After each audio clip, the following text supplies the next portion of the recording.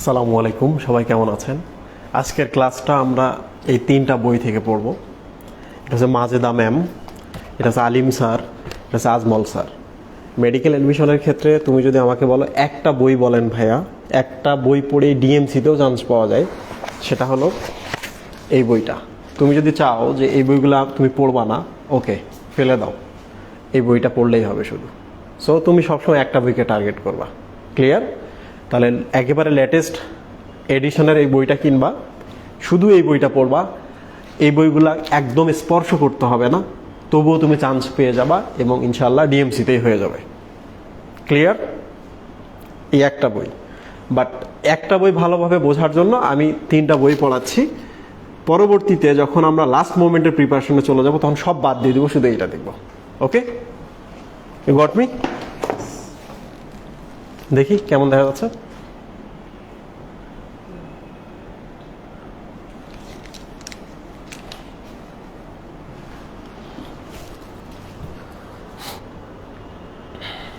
Lighting নিয়ে অনেকের প্রশ্ন ছিল, আশা করছি আজকে লাইটিংটা নিয়ে সমস্যা হওয়ার কথা না। একটু শ্যাডো আসছে, বাট বুঝতে একদমই অসুবিধা হবে না।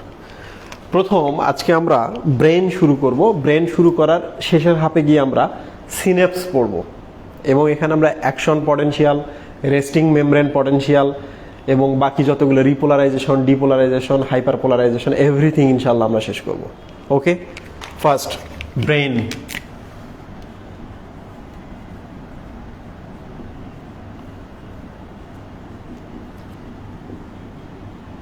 মস্তিষ্ক, শুধু মস্তিষ্কই পড়বো না, মস্তিষ্কের যে লেজ আছে এইটা পড়বো। ওকে, সো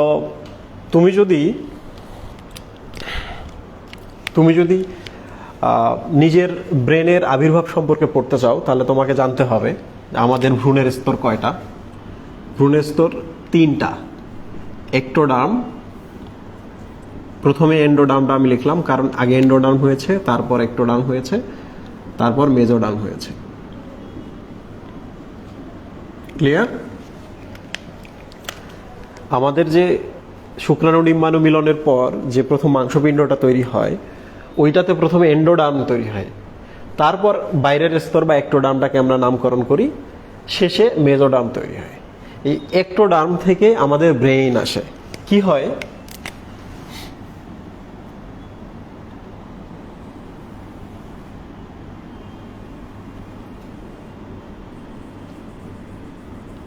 এটা হচ্ছে নটোকর্ড। নটোকর্ডের বাইরের দিকে একটা পাইপের মতো এটা টিউব তৈরি হয়। ইটস এ টিউব, এটার নাম নিউরাল টিউব। এটার নাম হচ্ছে নিউরাল টিউব বা নিউরাল নালী। ওকে, ভেতরে একটা ফাঁপা জায়গা থাকে, নল। এইটার যে প্রান্তটা তোমরা দেখতে পাচ্ছ, এই প্রান্তটা ভাঁজ হয়, এরকম করে ভাঁজ হয়ে একটা ব্রেন তৈরি হচ্ছে। রাইট? সো এটা হচ্ছে ব্রেন, আর এইটা তখন নাম হয়ে যায় সুষুম্না কাণ্ড বা স্পাইনাল কর্ড। প্রথমে নিউরাল টিউব, তারপর ব্রেনটা তৈরি হচ্ছে, মানে সামনের দিকটা ভাঁজ ভাঁজ হয়ে প্রথমে ফুলে যায়, তারপর ভাঁজ ভাঁজ ভেতরের দিকে ঢুকে যায়, দেন এই ব্রেনটা তৈরি হয়। ওকে, আর নিচে হচ্ছে এটা কি? Spinal cord. Brain, spinal cord, Bangla হচ্ছে মস্তিষ্ক সুষুম্না কাণ্ড। সুষুম্না শব্দের অর্থ কি তুমি যদি এটা জানতে চাও তাহলে বায়োলজি হেটার্স গ্রুপটা আছে, গ্রুপের যে সার্চ বক্স আছে ওখানে সুষুম্না লিখে সার্চ করবা। আমি এটা নিয়ে ডিটেইল একটা আর্টিকেল লিখে রেখেছি, একটা ধারণা পাবা, ভালো লাগবে পড়তে। ওকে, সো আমরা এটা এবার সোজাসুজি লিখবো। তোমরা শুধু একটা জিনিস দেখো, যে এর ভেতরে ফাঁপা, এই ফাঁপাটার সাথে দেখো এই ফাঁপার কানেকশন রয়েছে। রাইট? ওকে, আচ্ছা। সো আমরা সবার আগে যে জিনিসটা বলবো সেটা হলো এর উপর একটা আবরণ থাকে, একটা আবরণ থাকে। এই আবরণটা এখান থেকে শুরু করে এই পর্যন্ত। সো আমরা প্রথমে এই আবরণটা পড়ব। এই আবরণের নাম হচ্ছে মেনিনজেস। নাম কি? মেনিনজেস বা মেনিনজেস। প্রশ্ন হচ্ছে মস্তিষ্কের আবরণের নাম কি? মেনিনজেস। তাহলে সুষুম্না কাণ্ডের আবরণের নাম কি? Same, meninges. দুইটাই কমন, দুইটারই আবরণ সেম। ওকে প্রিয় স্টুডেন্ট, এবার আমরা মেনিনজেস সম্পর্কে পড়ব। আমরা এক কাজ করি, আমরা এই যে পার্টটা আছে এটাকে জুম করব। তাহলে আগে ডিলিট করি।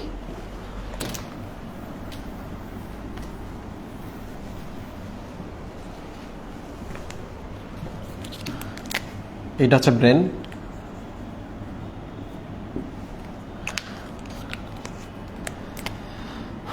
মেনিনজেসে যে আবরণটা রয়েছে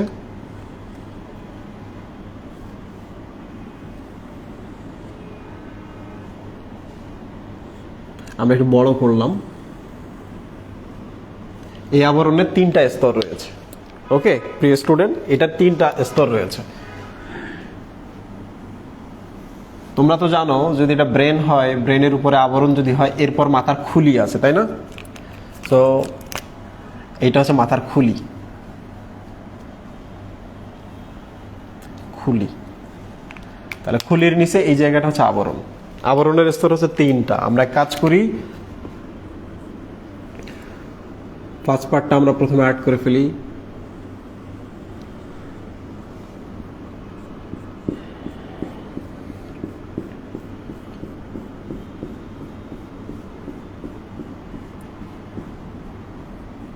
এইটা হচ্ছে একটা আবরণ।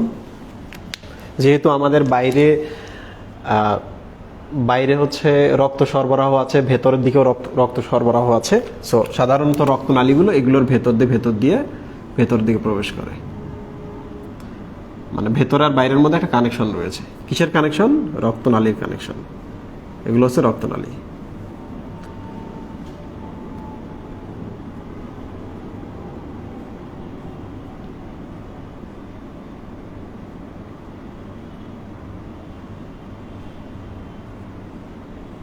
ওকে, সো এবার চলে আসি আমরা এর ভেতরে যে স্তরটা রয়েছে। এর ভেতরের স্তরটা একটু বেশ বড়।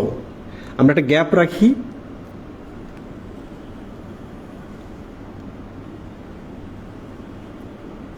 আমরা একটা গ্যাপ রাখলাম, এরপর আমরা এই স্তরটা অ্যাড করলাম। প্রিয় স্টুডেন্ট, একবার আমরা এটা ভরাট করে দেব। মেনিনজেস থেকে প্রশ্ন হয়,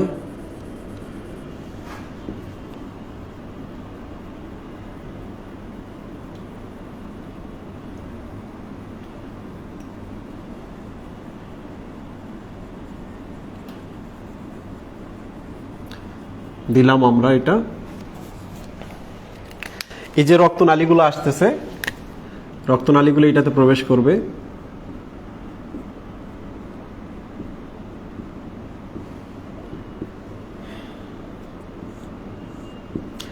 এখানে কিছু ফাঁকা জায়গা থাকে এরকম।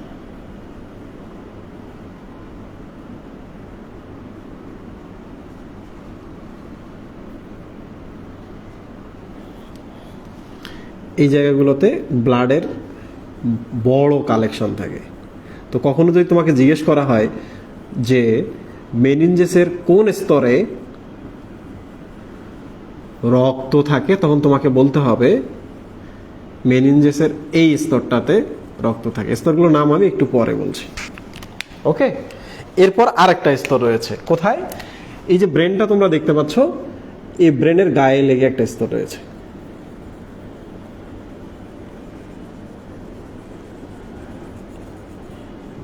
তাহলে কয়টা স্তর হলো মুহিব? দেখো, এই যে এখান থেকে এই পর্যন্ত একটা স্তর, এটার নাম হচ্ছে ডুরা ম্যাটার। বাইরে থেকে ভেতরের দিকে ডি, দেন এ, তারপর হচ্ছে পি। ডিতে ডুরা ম্যাটার, এতে অ্যারাকনয়েড ম্যাটার, পিতে পায়া ম্যাটার। ক্লিয়ার? সো আমরা বাইরের স্তরটার নাম কি দিলাম? Dura matter. এরপরে যে ব্লু কালারটা দেখতে পাচ্ছ, this is arachnoid matter. Arachnoid matter. এরপরে যে স্তরটা রয়েছে, এই যে ব্রেনের টিস্যুগুলোর সাথে লাগা, এই স্তরটার নাম হচ্ছে পায়া, সরি ডাবল টি না, এটা সিঙ্গেল টি, ম্যাটার। ওকে, তোমরা জানো মাদার মানে মা, মাদারে একটা টি থাকে, সো এই যে ম্যাটার বানানটা দেখছো তোমরা, এটার নাম হচ্ছে মাদার। তাহলে ম্যাটার মানে কি মুহিম? মাদার বা মা। হোয়াট ইজ মা? মা হচ্ছে এমন একজন যে আমাদের বিপদে আপদে আগলে রাখে, আমাদের চারপাশে সুরক্ষা হয়ে থাকে। এইটা যদি ব্রেন হয় তাহলে ব্রেনের চারপাশ জুড়ে এই আবরণগুলো রয়েছে, তাহলে এই আবরণগুলোর নাম কি? মা। মা থেকে কিন্তু এই ম্যাটার শব্দটা আসে, সিঙ্গেল টি। ক্লিয়ার? এবার চলে আসি সামনের পার্টটুকুর নাম কি? ডুরা। ডুরা শব্দের অর্থ হচ্ছে টাফ। ডুরা শব্দের অর্থ কি মুহিম? টাফ। টাফ মানে হচ্ছে অত্যন্ত শক্ত, দৃঢ়, এইরকম একটা জিনিস বোঝায়। বুঝতেই পারছো ব্রেনের চারপাশে যে আবরণটা আছে, একবার বাইরের যে আবরণটা হবে এটা অনেক শক্ত হবে। এই যে যখন শার্ট দেখতে পাচ্ছ না, টান দিলে যেমন ছিঁড়ছে না, খুবই টাফ না এটা, ঠিক তেমনি এটা হচ্ছে টাফ। তাহলে এই মা কি? টাফ মাদার, মানে যেমনিই হোক ভেতরটাকে তাকে রক্ষা করতে হবে। ওকে, টাফ মাদার। এরপরে তোমরা যে পার্টটা দেখছো, এই পার্টটা কেমন দেখো।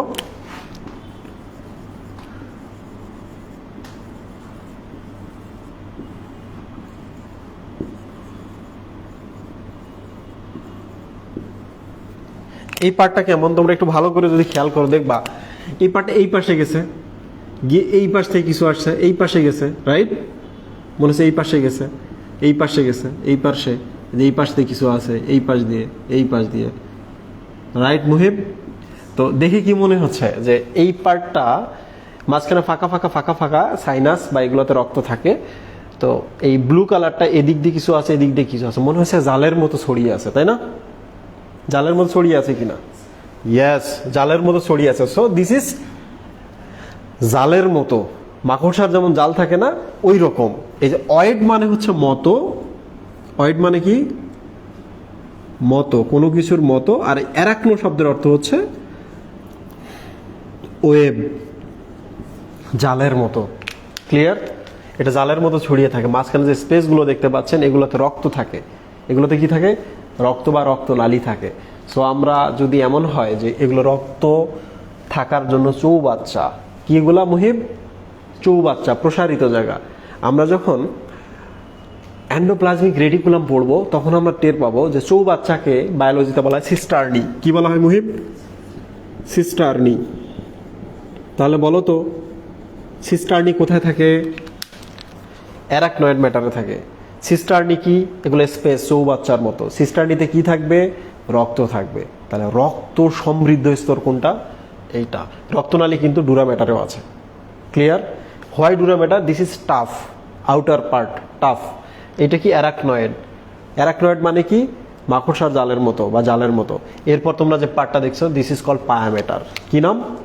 পায়া শব্দের অর্থ ডেলিকেট, মানে পাতলা, খুবই পাতলা। ক্লিয়ার? মাঝে মাঝে হয় না যে খুবই একটা পাতলা দিয়ে কোনো কিছু আমি আবৃত করে রাখলাম, তুমি যদি এই লেয়ারটা একটু টান দাও, এই লেয়ারটা টান দাও, তাহলে তোমার এই ব্রেনে যে টিস্যুগুলো বা কোষগুলো আছে এগুলো ছিঁড়ে বাইর হয়ে আসবে। স্টিকারের মতো লাগানো আছে, একবারে মস্তিষ্কের সাথে সে লাগানো আছে স্টিকারের মতো। তো তুমি যদি এখানে চাপ দাও, টান দাও, তাহলে সে ক্ষতিগ্রস্ত হবে। তাহলে আমরা বলতে পারি না এটা খুবই পাতলা, এটা খুবই ডেলিকেট, এবং এটা খুব টেন্ডার। টেন্ডার মানে পাতলা। ইয়েস। সো পায়ামেটার মানে হলো, পায়া মিনস ডেলিকেট। এখন আমি তোমাদের যদি প্রশ্ন করি তোমরা উত্তর দিবা খুব দ্রুত। কয়েকটা প্রশ্ন করছি। এক, সবচেয়ে টাফ লেয়ার কোনটি? সিস্টার্নি বা রক্ত সমৃদ্ধ স্তর কোনটি? দ্রুত কমেন্টে বলো। 3 নম্বর হচ্ছে মস্তিষ্কের সাথে নিবিড়ভাবে যুক্ত থাকে কে? মস্তিষ্কের সাথে নিবিড়ভাবে কে যুক্ত থাকে? এই 3টা খুব দ্রুত তোমরা এই 3টার আনসার দাও কমেন্টের মধ্যে, আমি বলতে থাকি। মুহিব, তুমি খেয়াল করছো যে আমি এই যে এই লেয়ারটা কিন্তু আরো নিচে নেমে আসবে, যে এই লেয়ারটা এটার সাথে লেগে যাবে।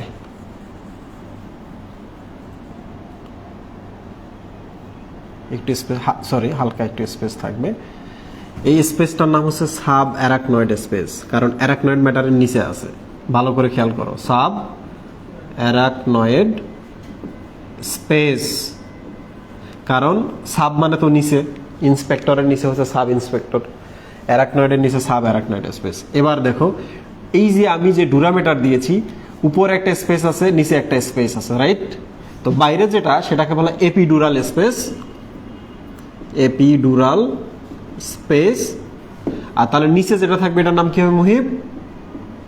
Sub ডুরাল space. Clear? Epidural, subdural, অ্যারাকনয়েডের নিচে হচ্ছে সাব অ্যারাকনয়েড স্পেস।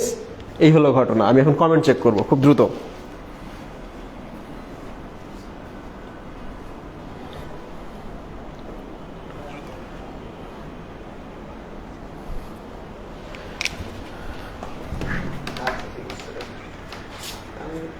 ভালো থাকবে।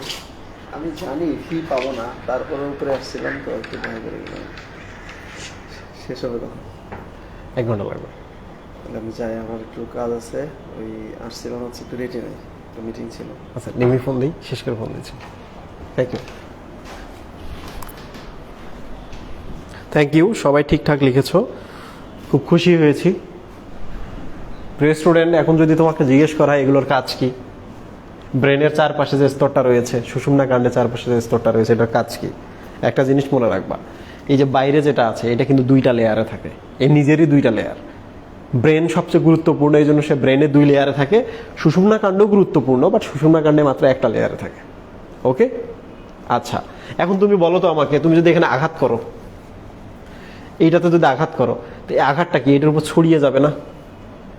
এই যে এগুলোতে একটু স্পেস আছে, আঘাতটা পুরো ছড়িয়ে যাবে, তো শকটা অ্যাবজর্ব করবে। তার মানে আমাদের মাথায় আঘাত লাগে, এই যে মেনিনজেসটা আছে, 3টা স্তর আছে, এরা এই আঘাতটা থেকে ব্রেনটাকে সুরক্ষা দেয়, প্রতিরক্ষা দেয়। 1 2 নম্বর হচ্ছে ব্রেনের যদি পুষ্টি লাগে, তাহলে এই যে এখান থেকে রক্ত টক্ত আছে না, এখান থেকে কিন্তু পুষ্টি দিচ্ছে। আবার দেখো এখানে যদি কোনো বজ্র উৎপন্ন হয়, এই বজ্রগুলো আবার টেনে নেয়, নিয়ে বাইর করে দেয়, রাইট মুহিব? এখন প্রশ্ন হইতেছে যে মাঝে মাঝে আমাদের মাথায় রোগ হয়, তাই না? রোগ হয়, জীবাণু চলে আসছে রক্তনালীর মাধ্যমে, রক্তের মাধ্যমে একটা জীবাণু চলে আসছে মুহিব। এই জীবাণুটা যদি এখানে আসে মেনিনজেসে, তো এইটাকে বলা হয়, এখানে যদি জীবাণু আসে, জীবাণু আসলে আমরা এটাকে বলি প্রদাহ। জীবাণু এসে যে যন্ত্রণা করে তাকে বলা হয় প্রদাহ। হোয়াট ইজ প্রদাহ? বলবা যে বারবার যন্ত্রণা করা। এই যে আমি এখানে এরকম করতেছি, লাগতেছে না, এখানে আঘাত লাগতেছে না, যন্ত্রণা হচ্ছে না, দিস ইজ কল প্রদাহ। তাহলে জীবাণু যদি এখানে আসে, এই জায়গায় একটা যন্ত্রণা সৃষ্টি করে, দিস ইজ কল প্রদাহ। তাহলে মেনিনজেসের প্রদাহকে কি বলা হয় মুহিব? মেনিনজেস, যেখানে প্রদাহ সেখানে আইটিস শব্দটা তোমরা যোগ করে দিবা, this is called meningitis. Meningitis. Clear? This is called meningitis. Meningitis যদি কাউরে হয়, মানে আমাদের যদি ওই মেনিনজেসের মধ্যে প্রদাহ হয়, তাহলে কোন জীবাণু দ্বারা হবে? খুব কমনেস্ট একটা জীবাণু আছে, it's a bacteria, this is called Neisseria. এটা নাম মনে রাখতে হবে, মেনিনজাইটিডিস।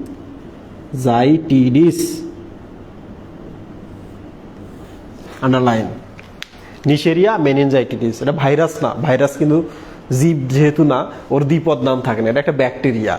নিশেরিয়া মেনিনজাইটিডিস। ক্লিয়ার? এটা দ্বারা মেনিনজেস হয়, নাম দেখে বোঝা যায়। নিশেরিয়া মেনিনজাইটিস, এই যে মেনিনজাইটিস শব্দটা এখানে আছে। যদি কখনো বলি নিশেরিয়া গনোরি, তখন তোমরা কি বলবা? এটা দ্বারা গনোরিয়া রোগ হয়, রাইট?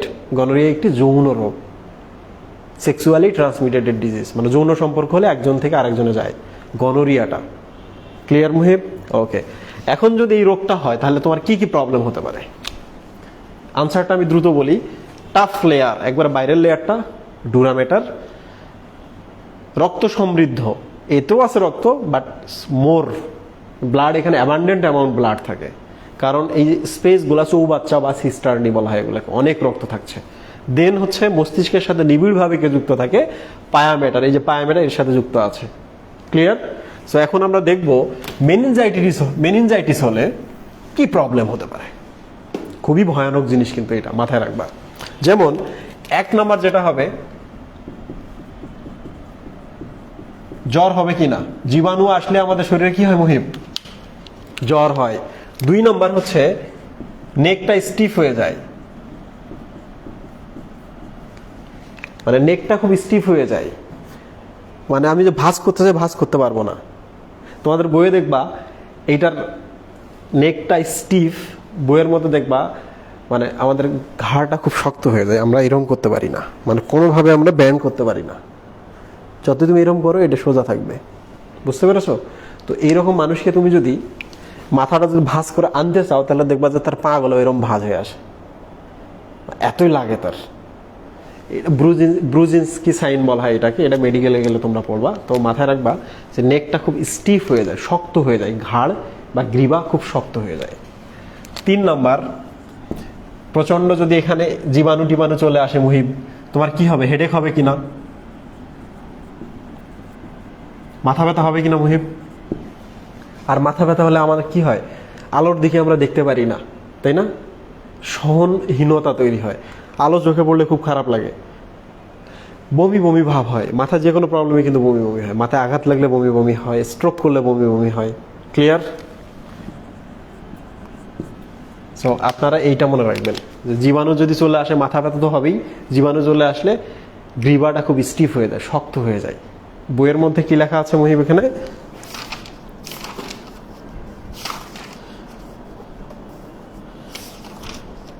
বইয়ের মধ্যে লেখা আছে যে গ্রীবা শিথিল হয়ে যায়। এটা একটা ভুল তথ্য, গ্রীবা শিথিল লেখা আছে বইয়ে, আজমল স্যারের বইয়ে, এটা ভুল তথ্য। তো তোমরা যদি এই পর্যন্ত বুঝে থাকো, দ্রুত বলো যে তোমরা সবকিছু বুঝে ফেলছো। ওকে, দ্রুত কমেন্ট।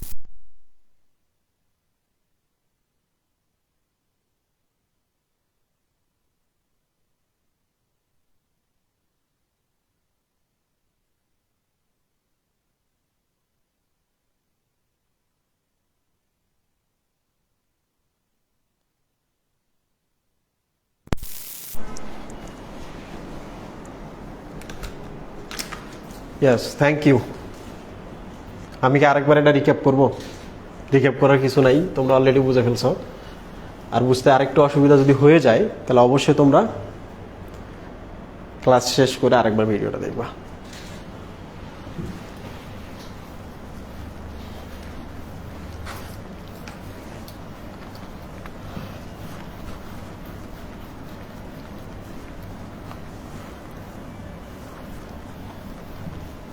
ওকে, তাহলে এখন আমরা কি দেখব? আমরা এখন ব্রেনে চলে যাব। ব্রেনের আবরণ আমরা দেখে ফেলেছি।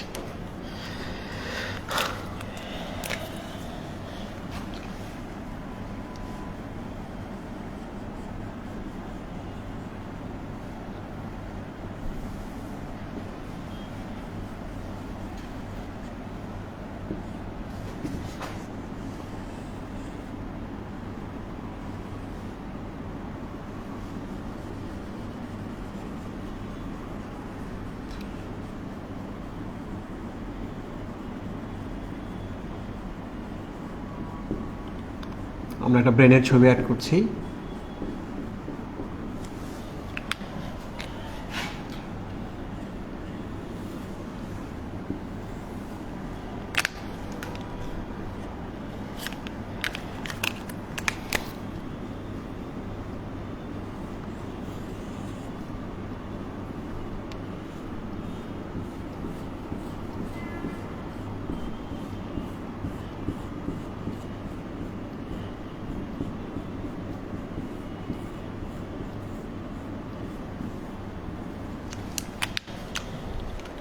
প্রিয় স্টুডেন্ট,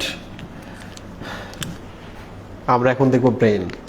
ওকে, ব্রেনকে বলা হয় গ্রেট র্যাভেলড নট। নট মানে হচ্ছে গিট্টু।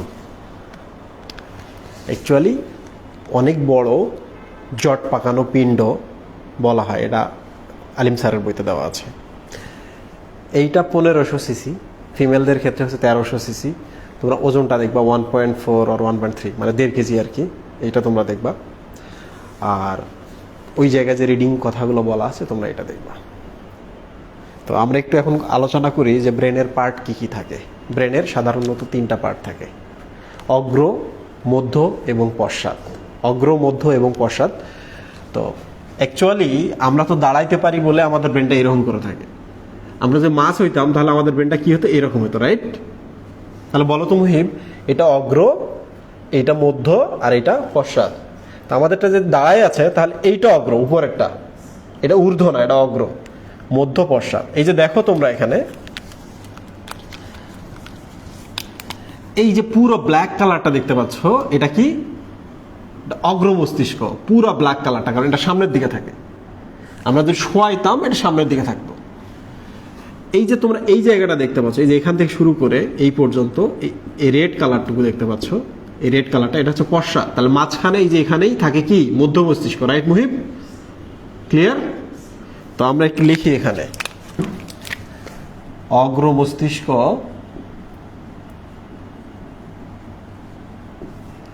দুই, মধ্য মস্তিষ্ক, তিন, পশ্চাৎ মস্তিষ্ক।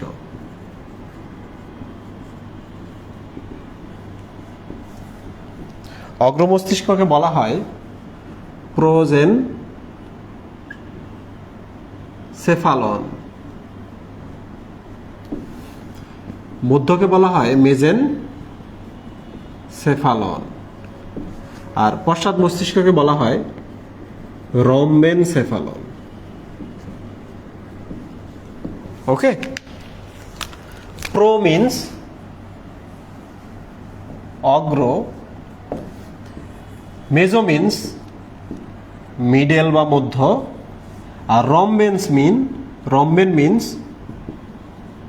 Rhombus, right? Rhomben means rhombus. এই যে দেখো তোমরা এখানে এই পার্টটা একটা রম্বসের মতো, ঠিক কি না? It's a rhombus. তাহলে প্রোজেনসেফালন, মাঝখানে এই জায়গায় কিছু পার্ট আছে মেজেনসেফালন, এটা হচ্ছে রম্বেনসেফালন। ওকে প্রিয় স্টুডেন্ট, আশা করছি বুঝতে পেরেছেন। এগুলোর আরও নাম আছে, সেটা হলো, এইটার নাম হলো ফোর ব্রেন, ফোর মানে অগ্র। এটার নাম হচ্ছে মিড ব্রেন, এটার নাম হচ্ছে হাইন্ড ব্রেন। এটার নাম কি? পশ্চাৎ মস্তিষ্কের নাম হচ্ছে হাইন্ড ব্রেন। ফোর মানে অগ্র, আমরা তো জানি অগ্রবাহু মিন্স ফোর আর্ম, ফোর মানে অগ্র। মিড মানে হচ্ছে মধ্য, আর হাইন্ড মানে হচ্ছে পশ্চাৎ। প্রিয় স্টুডেন্ট দেখেন, এই হাইন্ড আসে বি হাইন্ড থেকে। বি হাইন্ড মানে কি? পেছনে। ফোর ব্রেন, মিড ব্রেন এবং হাইন্ড ব্রেন। ক্লিয়ার? এবার চলে আসি আমরা এই ব্রেনগুলোর কি কি পার্ট রয়েছে। তো আজকে আমরা এই পার্টটা দেখবো, এই পার্টটা দেখবো, আর এখানে যে পার্টটা আছে এটা আজকে আমরা পড়বো না। মধ্য মস্তিষ্কের পার্টটা আমরা পড়বো না, কারণ এটা খুঁজে বের করা একটু টাফ। অগ্র মস্তিষ্কের তিন পার্ট, মধ্য মস্তিষ্কেরও তিন পার্ট, পশ্চাৎ মস্তিষ্কেরও তিন পার্ট। এই যে আপনার যে পুরো জিনিসটা দেখছেন, this is called cerebrum.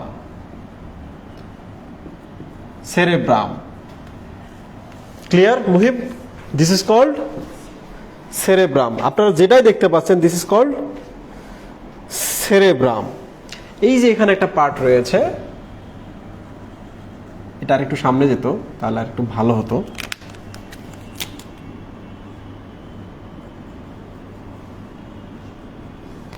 This is called thalamus.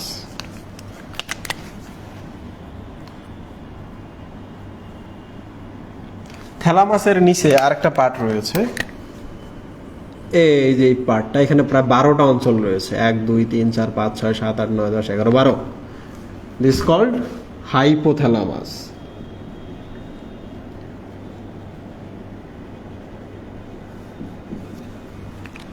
কেন এইসব নামকরণ করা হয়েছে? প্রিয় স্টুডেন্ট, সেরেব্রাম মানেই হচ্ছে ব্রেন। সেরেব্রাম মানে কি? সেরেব্রাম মানে হচ্ছে ব্রেন, BRAIN। সেরেব্রাম মানে ব্রেন। তার মানে আমরা যে ব্রেন বলতে যে জিনিসটা বুঝি, এইটা অ্যাকচুয়ালি সেরেব্রাম। মানে এর সবচেয়ে বড় পার্ট, লার্জেস্ট পার্ট সেরেব্রাম। দেন ভেতরের দিকে তোমরা যদি যাও, থ্যালামাস। আমরা যখন আমাদের একটা বাড়ি বানাই, বাড়ির পুরোটাই যেটা দেখতে পাচ্ছি ইটস সেরেব্রাম। বাড়ির ভেতরে যদি প্রবেশ করি, অন্দরমহল আছে কিনা? অন্দরমহল বলতে বোঝায় বেডরুমটা। কোনটা বোঝায়? বেডরুম। এটাকে বলা হয় অন্দরমহল বা ইনার চেম্বার। এই ইনার চেম্বার বা অন্দরমহল এটা না মুহিব? এটা পুরোটাই বাসা, এটা হচ্ছে ইনার চেম্বার বা অন্দরমহল। এই থ্যালামাস শব্দের অর্থ হচ্ছে অন্দরমহল বা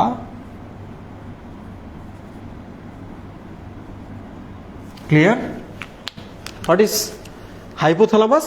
নাম দেখে বোঝা যাচ্ছে থ্যালামাসের নিচে যে থাকে তার নাম হচ্ছে হাইপোথ্যালামাস। ক্লিয়ার? থ্যালামাসের নিচে যে থাকে তার নাম কি? হাইপোথ্যালামাস।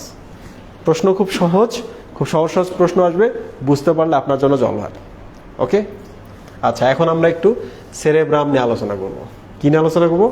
সেরেব্রাম। প্রিয় স্টুডেন্ট, আমি কয়েকটা পার্টে ভাগ করে দিই। এই যে দেখেন,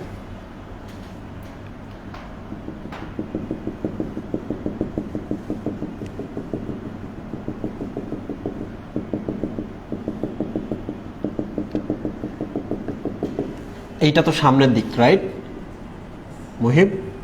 এটা তো সামনের দিক। সো এই পার্টটার নাম হচ্ছে ফ্রন্টাল। এটা একটা লোব বা একটা part, this is called frontal lobe.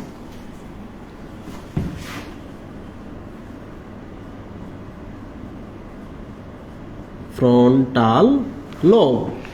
Clear? প্রিয় স্টুডেন্ট, আমাদের এই পার্টটাকে বলে ফ্রন্টাল পার্ট, ফ্রন্ট বা সামনের দিকের পার্ট। উপরে যেটা অস্থি, এখানে একটা প্যারাইটাল আছে, কানের দিকে টেম্পোরাল আছে। সো আপনি যে এই জায়গায় যে পার্টটা দেখবেন,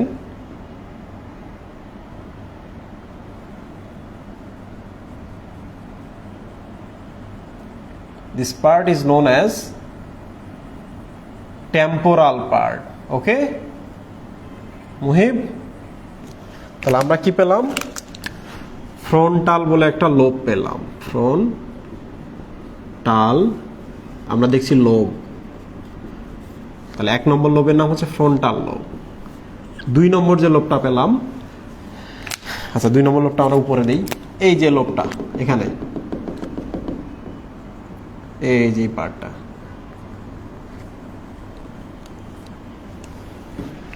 দিস ইজ কল্ড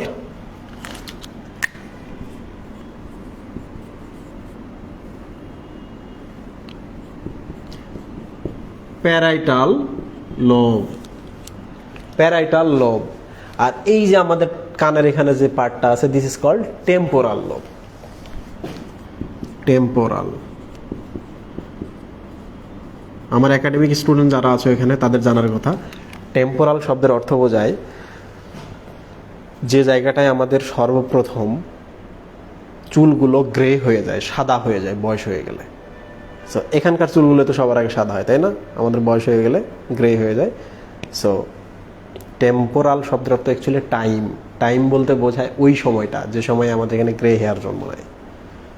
ক্লিয়ার? তাহলে টেম্পোরাল মানে বুঝতে পারছো। প্যারাইটাল শব্দের অর্থ প্রাচীর। এটা তো একটা প্রাচীর, তাই না? প্রাচীর না এটা? প্রাচীর। সো লাস্ট পার্ট, এই যে আপনারা যে পার্টটা দেখছেন এখানে একবারে পেছনের দিকে, this is called occipital.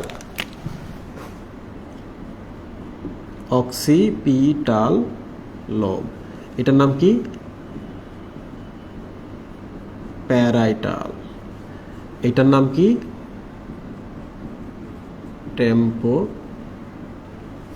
Temporal. Right? আচ্ছা, আরেকটা লোব আছে যে লোবটা দেখা যাচ্ছে না, ওই লোবটা অ্যাকচুয়ালি হাইপোথ্যালামাসের এই জায়গাতেই থাকে। এটার নাম হচ্ছে লিম্বিক লোব। কি লোব মুহিম?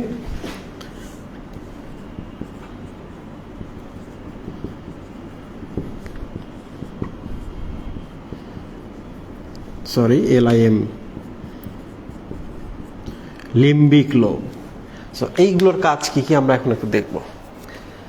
আপনার যে লোবগুলো দেখলেন, প্রশ্ন আসে যে সেরেব্রাম বা মস্তিষ্কের সবচেয়ে বড় পার্টটা, যেটা মস্তিষ্কের 80% অংশ নিয়ে তৈরি, এইটার কয়টা পার্ট থাকে? এখন আপনারা বলবেন যে এখানে লোব থাকে টোটাল 5টা। কি কি? ফ্রন্টের দিকে থাকে ফ্রন্টাল, উপরে parietal, so this part is temporal, শেষে অক্সিপিটাল। অক্সিপিটাল মানে বোঝাচ্ছে মাথার পেছনের দিক, বিহাইন্ড দ্য ক্যাপুট। ক্যাপুট মানে হচ্ছে মাথা, বিহাইন্ড দ্য ক্যাপুট, ক্লিয়ার? ক্যাপুট মানে হচ্ছে মাথা, এই যে বিহাইন্ড দ্য ক্যাপুট, মাথার একবার পেছনের অংশ, this is call occipital. Okay student, এখন আমরা দেখি এগুলো আসলে কাজ কি।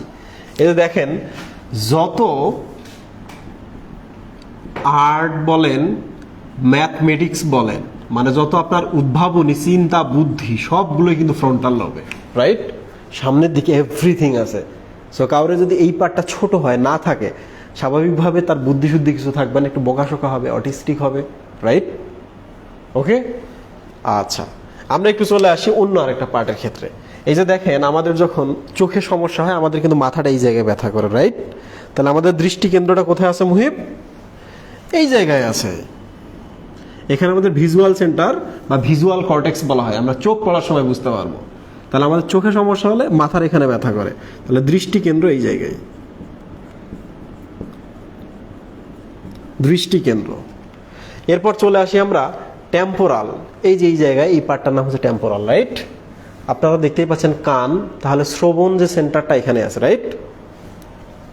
শ্রবণ কেন্দ্র। এরপর চলে আসি আমরা লিম্বিক পার্টটা, এই পার্টটা আমি একটু পরে বলছি। লিম্বিক যে পার্টটা আমরা দেখতে পাচ্ছি না, এইটা আমাদের হচ্ছে সহজাত প্রবৃত্তি যেগুলো আছে, মানে জন্মের সাথে সাথে সহকারে, জাত মানে হচ্ছে জন্ম, জন্মের সাথে সাথে আমরা যে প্রবৃত্তি বা যে স্বভাবগুলো নিয়েছি সবগুলো এটা নিয়ন্ত্রণ করে। কি কি? জন্মের সাথে সাথে আমরা বুঝছি পৃথিবীতে আমাদের টিকে থাকতে হবে, রাইট? টিকে থাকার জন্য কি কি আছে, যেমন আমাদের খেতে হবে, তাহলে খাবারের ব্যাপার স্যাপার কোথায়? লিম্বিক লোবে, রাইট? আর কি জানি আমরা, খেয়ে আমাদের কি করতে হবে? বংশ সৃষ্টি করতে হবে। সো যৌন ব্যাপার স্যাপারগুলো কোথায় আছে? এখানে আছে। রিপ্রোডাকশন ব্যাপারগুলো এখানে আছে। তো ক্ষুধা, রিপ্রোডাকশন, টিকে থাকার ব্যাপারগুলো এখানে আছে। আমরা আর কি, সন্তান জন্ম দেওয়ার পর লাথি দিয়ে বাহির করে দেই? বাহির করে দিয়েছে মহিত তোমারে? বাহির করে দেই না।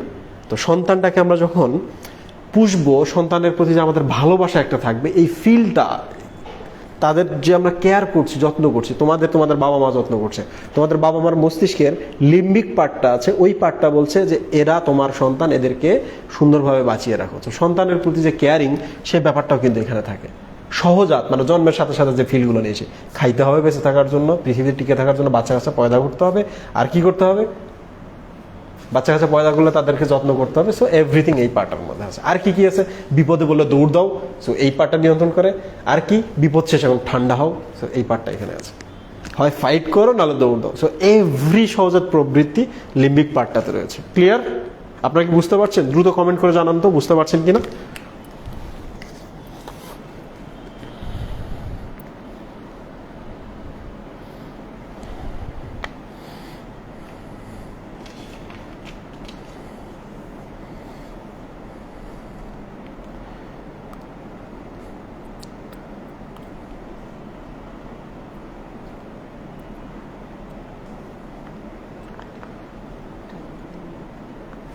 ইয়েস, টেম্পোরাল কি হয়েছে?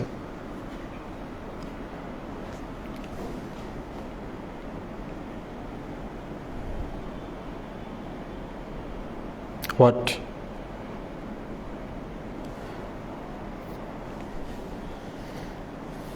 কমেন্টে যদি কোনো প্রবলেম হয় দেন আমারে বলবা, নইলে কনসেন্ট্রেশনটা ব্রেক হয়ে যাবে। ওকে, ঠিক আছে? ওরা ওরা যা তা কমেন্ট করবে কমেন্টের মধ্যে, আমি তো চেক করছি। তো এই ধরনের ব্যাপার আসলে আমি তোমাদের জানিয়ে দেবো। প্রিয় স্টুডেন্ট, এখন বাকি রইল প্যারাইটাল পার্টটা। প্যারাইটাল পার্টটা কি করে? Touch, right? এখানে কি কি থাকে? টাচ করলো, টেম্পারেচার করলো, পেইন আছে, পেইনটা আমরা এখানে বুঝতে পারি। সো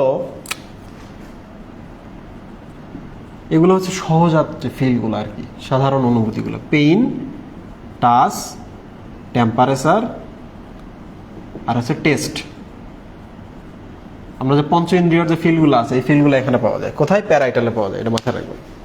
পিতে পঞ্চ ইন্দ্রিয়, আর পিতে পঞ্চ ইন্দ্রিয় টেস্ট অনুভূতিগুলা। পঞ্চ ইন্দ্রিয়র অনুভূতি কি? গন্ধ, তারপর হচ্ছে না না সব আবার কিন্তু এখানে দেওয়া যাবে না, সমস্যা আছে। কারণ কান দিয়ে শোনাটা, এটাও তো পঞ্চ ইন্দ্রিয়ের কাজ। তো আপনারা এটা মনে রাখবেন, পিতে পঞ্চ ইন্দ্রিয়, পিতে pain, touch, temperature test. Clear? তাহলে এখানে স্বাদ কেন্দ্র আছে, এখানে হচ্ছে উষ্ণতা বোধ করা হয়, এখানে স্পর্শ বোধ করা হয়, এখানে ব্যথা পাওয়া যায়। ক্লিয়ার? আপনারা যদি এই পর্যন্ত বোঝেন তাহলে আমি নেক্সট পার্টে চলে যাই। আমরা তো সব বুঝলাম।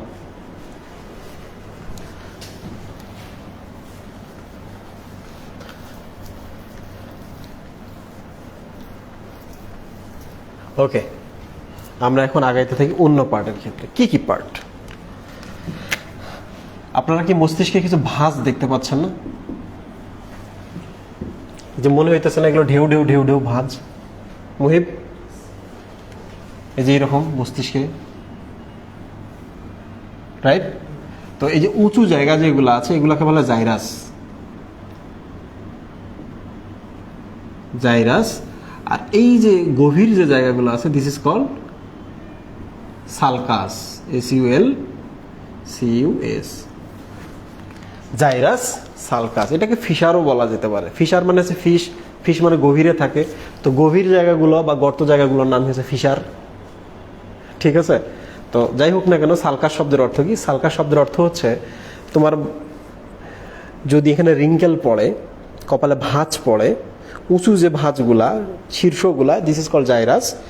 আর যে গর্তটা থাকবে গভীরটা, this is called sulcus. Clear?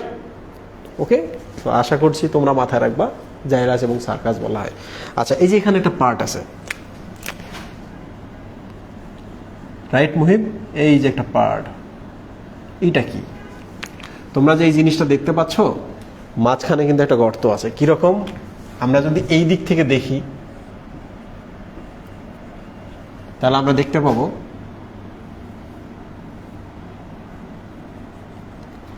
ব্রেনটা কেমন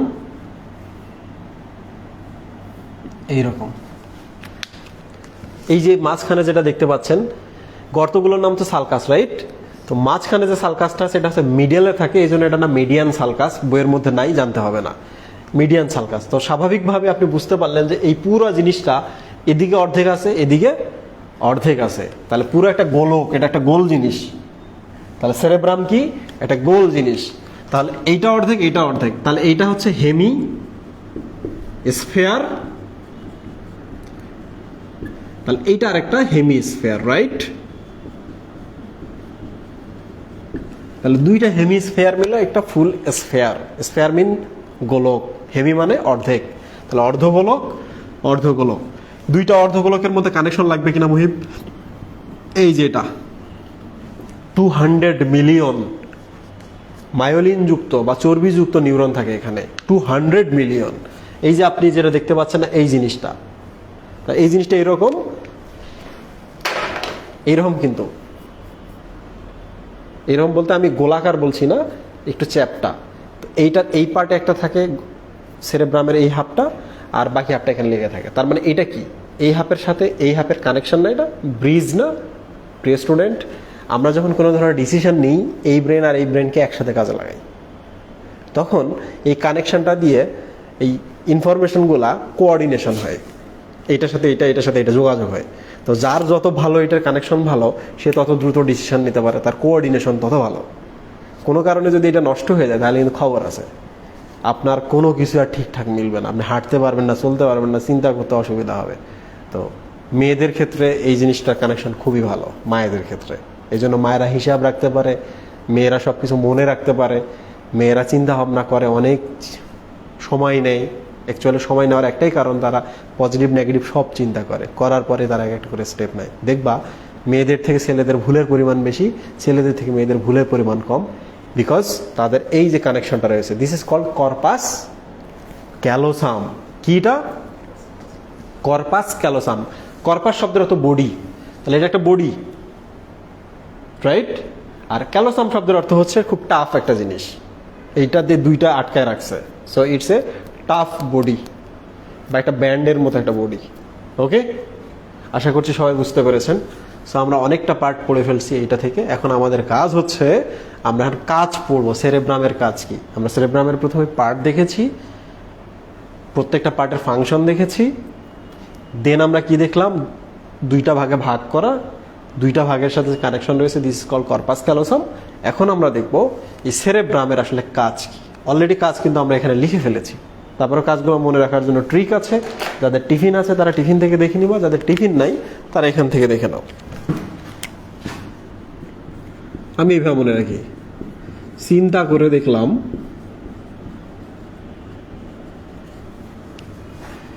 ইচ্ছা বুদ্ধি থাকলে উদ্ভাবনী শক্তিকে কাজে লাগিয়ে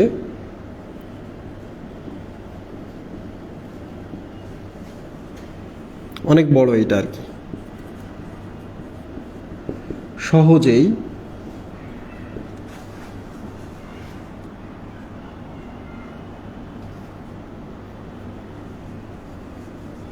সহজেই ঐচ্ছিক পেশির কার্যকলাপ ও কথা নিয়ন্ত্রণ করা যায়।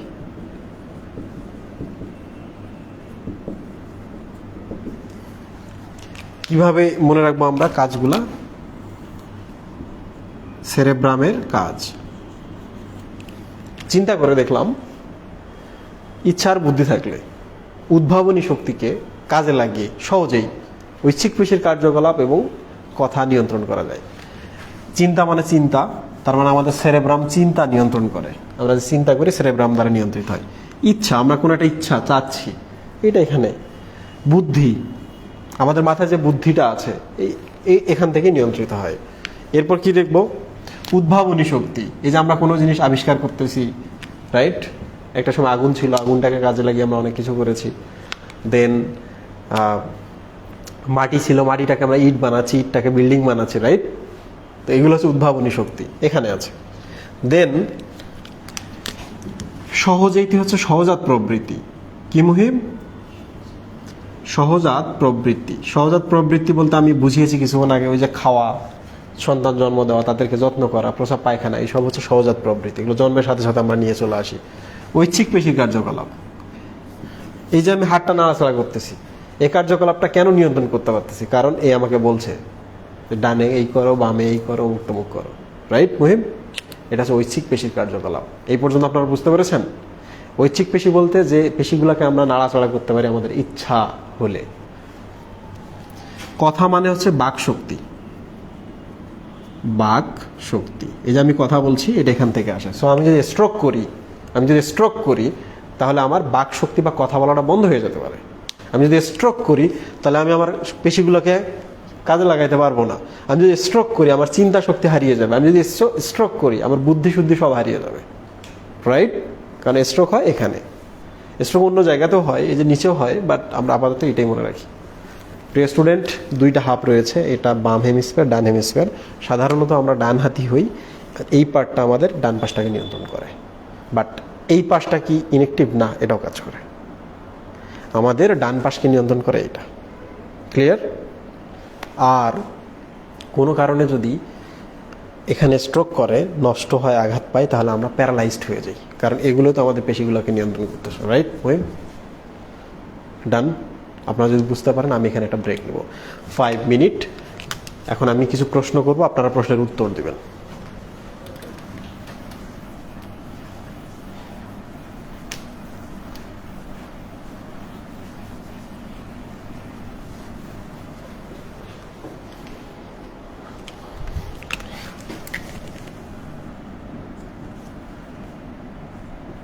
লিম্বিক লোবের কাজ কি? লিম্বিক লোব কাজ কি? 2 নম্বর হচ্ছে হোয়াট ইজ জাইরাস। 3 নম্বর হচ্ছে ভ্রূণের কোন স্তর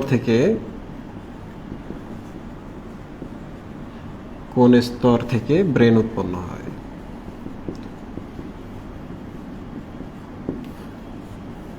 4 নম্বর হচ্ছে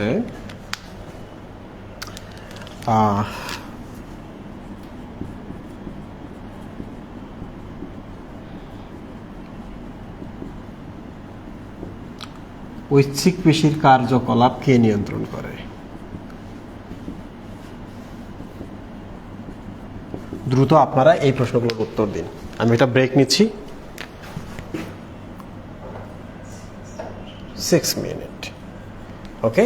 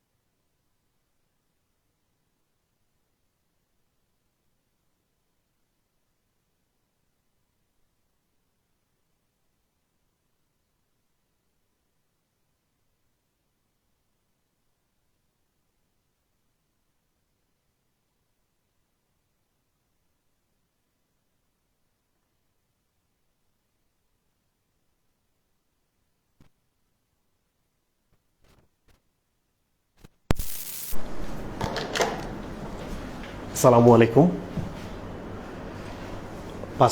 6 মিনিট শেষ হয়েছে।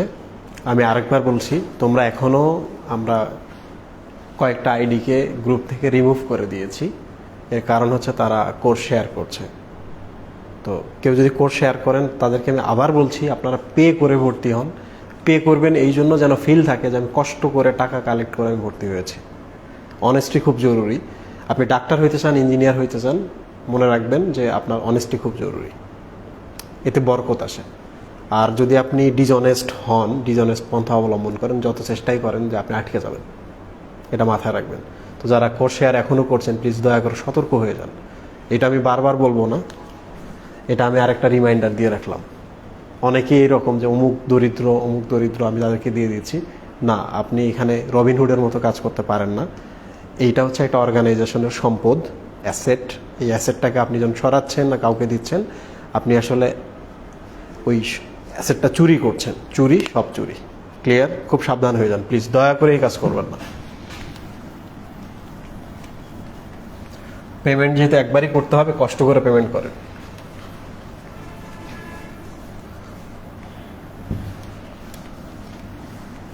লিম্বিক লোবের কাজ হচ্ছে সহজাত প্রবৃত্তি, যে ফিলটা নিয়ে আমরা জন্ম নেই, পৃথিবীতে টিকে থাকার জন্য যা যা করি।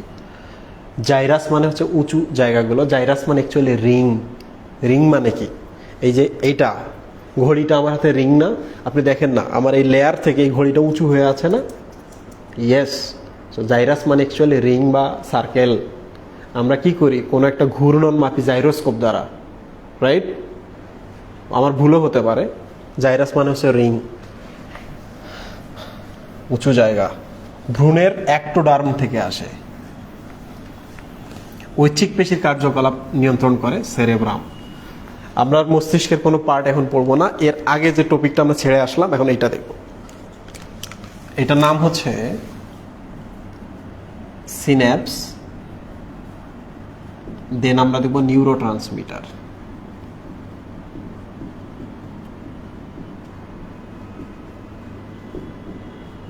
ওকে, সো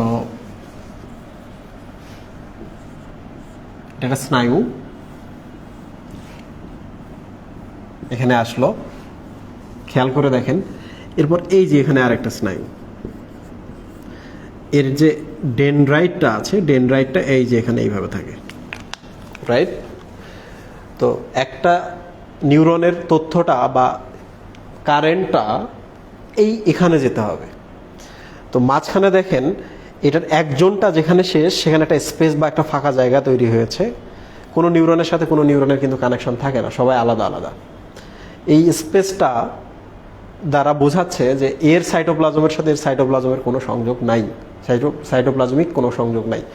মাঝখানে যে স্পেসটা আছে এটা একটা বিশেষ স্পেস। এই স্পেসের মাধ্যমে এইটার তথ্য এই ফাঁকা জায়গায় আসে, ফাঁকা জায়গা থেকে আবার এটা ডেনড্রাইটের মধ্যে প্রবেশ করে।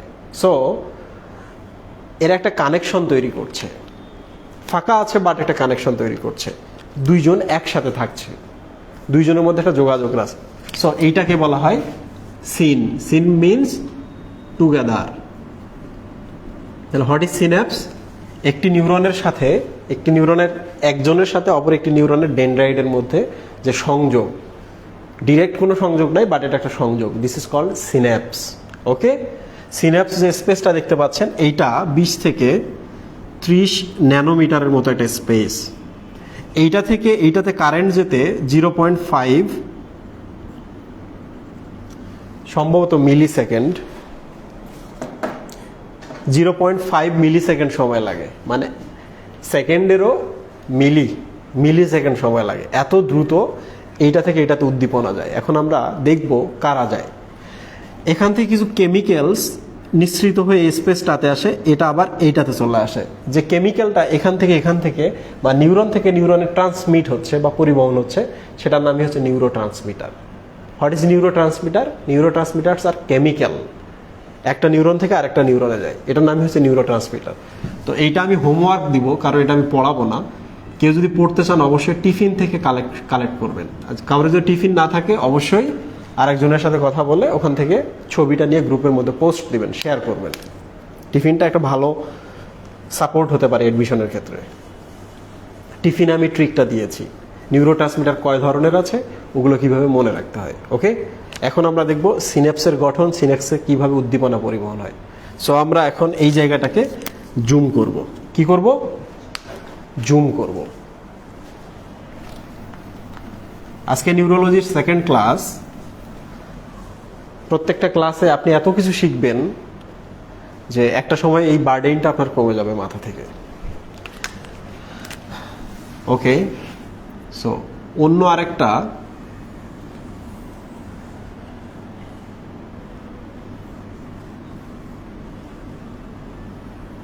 নিউরনের একজনের শেষ প্রান্ত, এদিক থেকে আরেকটা নিউরনের ডেনড্রাইট। এই স্পেসটার নাম কি মুহিব? এই স্পেসটার নাম হচ্ছে সিনেপটিক ক্লেফট। ক্লেফট, ক্লেফট মানে বোঝেন? ক্লেফট শব্দের অর্থ হচ্ছে এই যে আমার আঙুলগুলো দেখতে পাচ্ছেন, কোনো মাঝখানে ফাঁকা নাই, এই যে ফাঁকা করলাম, এগুলোকে বলে ক্লেফট। আমাদের ঠোঁট যদি ফাটা থাকে, কিছু কিছু শিশু জন্ম নেয় ঠোঁট ফাটা, তালু ফাটা নিয়ে, তখন ওটাকে বলা হয় ক্লেফট লিপ, মানে লিপটার মাঝখানে স্পেস। তালু ফাটা হলে বলা হয় cleft palate. Cleft palate, cleft মানে হচ্ছে স্পেসটা, ফাঁকা জায়গাটা, এইটা হচ্ছে ক্লেফট। ক্লিয়ার? এটা হচ্ছে সিনেপটিক ক্লেফট, 20 থেকে 30 ন্যানোমিটার স্পেস এইটা। ওকে প্রিয় স্টুডেন্ট, স্বাভাবিক অবস্থায় প্রত্যেকটা সেলের মধ্যে পটাশিয়ামের পরিমাণ তুলনামূলক বেশি। আমরা তো জানি কে থেকে পটাশিয়াম,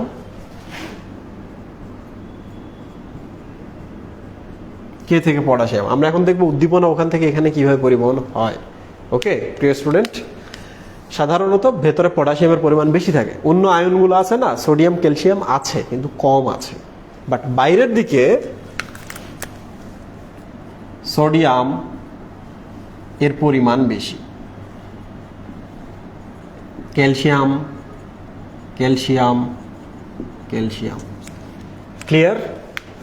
তো একজনের ভেতরে যে স্পেসটা, এটাকে বলা হয় একজনের সাইটোপ্লাজম। ক্লিয়ার? আর বাইরে যেটা দেখতে পাচ্ছেন এটা হচ্ছে বহিঃকোষীয় তরল, বহিঃকোষীয়, এই কোষটার বাইরের এটা একটা তরল। ক্লিয়ার?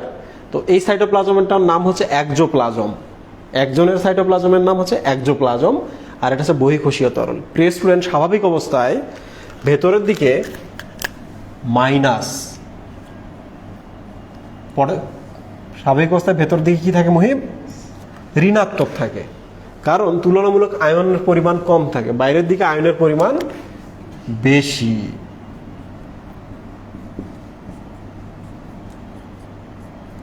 এটা হচ্ছে স্বাভাবিক অবস্থা। তো এই স্বাভাবিক অবস্থাকে বলা হয় রেস্টিং পটেনশিয়াল। কি বলা হয় মহিব? Resting potential. বলেন তো, রেস্টিং পটেনশিয়াল অবস্থায় বাইরে কি? বাইরে হচ্ছে পজিটিভ, মোর পজিটিভ, ভেতরে নেগেটিভ। যে কোনো কোষের ভেতরেই ভেতরে নেগেটিভ, বাইরের দিকে হচ্ছে পজিটিভ। তো নেগেটিভ পজিটিভ এটা স্বাভাবিক অবস্থায় এরকমই থাকে। এতে তারা রেস্টিং অবস্থায় আছে, কোনো কাজ হচ্ছে না, কোনো কাজ হচ্ছে না। তাহলে বলেন তো, কাজ যদি আপনি করতেছেন তাহলে কি করতে হবে? উল্টায় দিতে হবে। যেই না উল্টায় দিবেন ভেতরে গন্ডগোল ঘটে যাবে।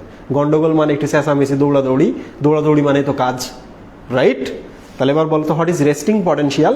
রেস্টিং পটেনশিয়াল হচ্ছে স্বাভাবিক অবস্থা যখন একজোপ্লাজমে বা কোষের মধ্যে নেগেটিভ আয়ন বেশি, কোষের বাইরে হচ্ছে পজিটিভ, কোষের ভেতরে নেগেটিভ আয়ন বেশি, কোষের বাইরে হচ্ছে পজিটিভ অবস্থা বেশি। This is called resting potential. Potential শব্দ তো পাওয়ার বা ক্ষমতা, যে ক্ষমতা বা যে সিচুয়েশনটা রেস্টিং বা বিশ্রাম অবস্থায় থাকে, এখন কোনো কাজ হচ্ছে না। আপনারা কি বুঝতে পারছেন? কোনো কাজ হচ্ছে না এখন। বলেন এই পর্যন্ত বুঝছেন কিনা? ফোন দাও।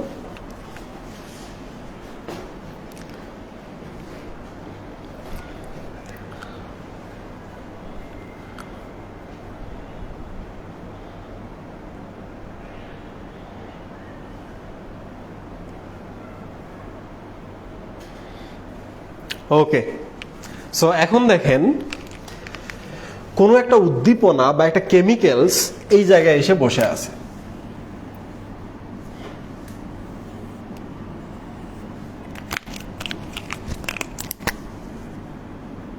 These are the chemicals.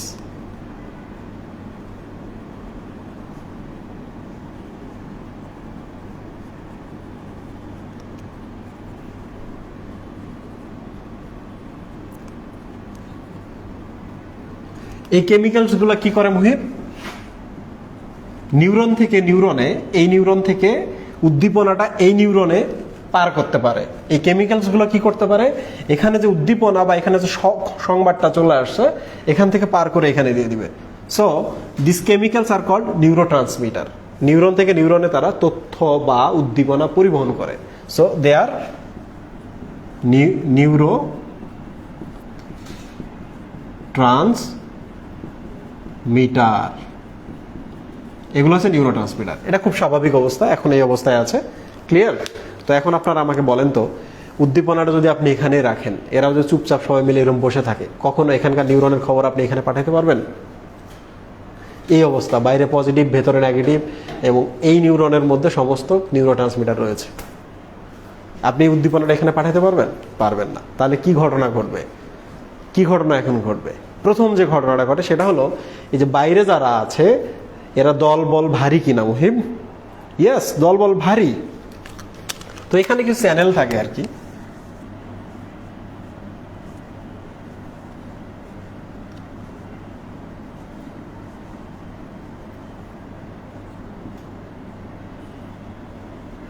এগুলো হচ্ছে রাস্তা। কি মুহিব এগুলা? এগুলো হচ্ছে রাস্তা। এই রাস্তাগুলা দিয়ে আয়নগুলো যাতায়াত করতে পারে। স্বাভাবিক অবস্থা এগুলো বন্ধ থাকে। কি থাকে? বন্ধ থাকে। তো এখন আপনাকে কি করতে হবে? আপনাকে ভেতরে একটা এলোমেলো পরিবেশ সৃষ্টি করতে হবে। আপনি যদি এলোমেলো একটা পরিবেশ সৃষ্টি করতে পারেন, তাহলে কিন্তু এই যে এরা এখান থেকে বের হয়ে আসবে। এরা যদি বের হয়ে আসে, তাহলে তথ্য এখান থেকে এদিকে চলে যাবে। স্টুডেন্ট এবার দেখেন, মুহিব লুক এট দিস, মজার জিনিসটা দেখো এবার। প্রথম যে ঘটনাটা ঘটে, এই যে বাইরে না আছে, আমরা এদেরকে বলবো নানা, আর এরা হচ্ছে কিং, পটাশিয়াম আয়ন। ওকে, তো কিং তো সবসময় রাজ্যের ভেতরে থাকে, কিং তো সবসময় রাজ্যের মধ্যে। কিং তো একা মানুষ, একা মানে নেগেটিভ, একা মানে নেগেটিভ। আর বেশি মানুষজন বাইরে আছে, নানা আছে, যে কালা আছে, আর ওই যে কালু আছে, এরা বাইরের দিকে আছে। নানা, কালা, কালু এরা বাইরের দিকে আছে। যে বেশি মানুষ যেহেতু বাইরে, সো দে আর পজিটিভ। এখন একটা স্পেশাল ঘটনা ঘটবে, নানা এসে ধাক্কা দিবে। কি? রাজ্যের মধ্যে প্রবেশ করতে হবে, আমরা তো রাজ্যের বাইরে আছি, আমরা তো সব দিক থেকে পিছিয়ে পড়ছি সুযোগ সুবিধা থেকে। সিটি কর্পোরেশনের ভেতরে গেলে তো একটু সুবিধা পাওয়া যাবে, রাইট? গ্যাস পাওয়া যাবে, বিদ্যুৎ পাওয়া যাবে, ট্রান্সপোর্ট সুবিধা ভালো, ঠিক কিনা মহিব? এই যে দেখেন, এই ভদ্রলোক একদিন এখানে প্রবেশ করছে। যেই না একদিন একটা সোডিয়াম এখানে প্রবেশ করে, সাথে সাথে সব সোডিয়াম প্রবেশ করা শুরু করতেছে। আপনি এবার দেখেন না কি ঘটনা ঘটে। যেই না সোডিয়াম প্রবেশ করছে, এটা নেগেটিভ থাকবে, পজিটিভ হওয়া শুরু করলো। সোডিয়াম এখানে আছে না, এদিকে আসতেছে পজিটিভ। সোডিয়াম এখানে আছে না মুহিব, ভেতরে আসতেছে পজিটিভ। এই সোডিয়াম এখানে আছে না, ভেতরে আসতে পজিটিভ। সোডিয়াম এখানে আছে না, ভেতরে আসতেছে পজিটিভ, রাইট? তাহলে ভেতরে এখন পজিটিভিটি বাড়তেছে। নানা এখন রাজ্যের মধ্যে আক্রমণ চালিয়েছে।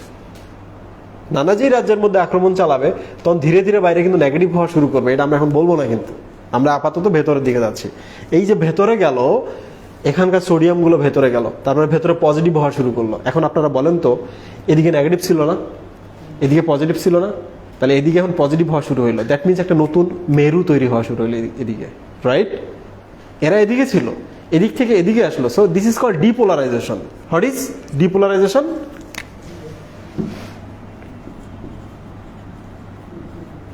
ডিপোলারাইজেশন। শন মানে হলো প্রক্রিয়া,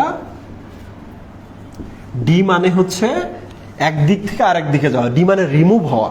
এদিক থেকে এরা রিমুভ হয়ে এদিকে চলে আসলো। কি করলো? এই পোল থেকে রিমুভ হয়ে এই পোলে চলে আসলো। This is called depolarization. এবার বলেন, ডিপোলারাইজেশনে কি হলো? ভেতরে পজিটিভ, রাইট মুহিব? আর ধীরে ধীরে এদিকে কি হচ্ছে? পজিটিভিটিটা বাইরের দিকে কমছে, ঠিক কিনা? স্টুডেন্ট, যখনই নানা প্রবেশ করবে, এবার বলেন তো আমাকে, এরা কি এখানে বাইরে বসে থাকবে?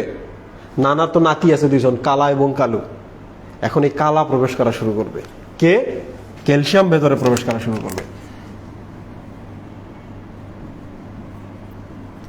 সোডিয়াম তো নানা এদিকে আসছে, নানা এদিকে আসছে, নানা এদিকে আসছে, পজিটিভিটি ভেতরে বাড়ছে। এদিকে এখন ক্যালসিয়াম ভেতরে প্রবেশ করা শুরু করছে। সব ভেতরে এখন পজিটিভিটি বাড়া শুরু করছে। ধীরে ধীরে ধীরে ধীরে পজিটিভ ভেতরে বাড়া শুরু করেছে, রাইট? বুঝতে পারছো মুহিব? এখন এই খুবই বুদ্ধিমান। নানা তো এসে শেষ রাস্তা খুলে দিল। নানা যখন প্রবেশ করে এর দেখা দেখি এদের রাস্তাগুলো খুলে যায়। আরেকবার বলছি, নানা যখন বাইরে থেকে ভেতরে প্রবেশ করে পজিটিভ হওয়া শুরু হয় ভেতরে, তো নানা প্রবেশ করলে নানার নাতি যারা আছে, কালা আছে, কালু আছে, কালা প্রবেশ করা শুরু করে। অ্যাকচুয়ালি এও প্রবেশ করে, কালুও প্রবেশ করে, বাট বুদ্ধিমান কে এখানে? ক্যালসিয়াম, খুবই বুদ্ধিমান। ক্যালসিয়াম এখন গিয়ে কি করে, এই যে এদেরকে ধরে।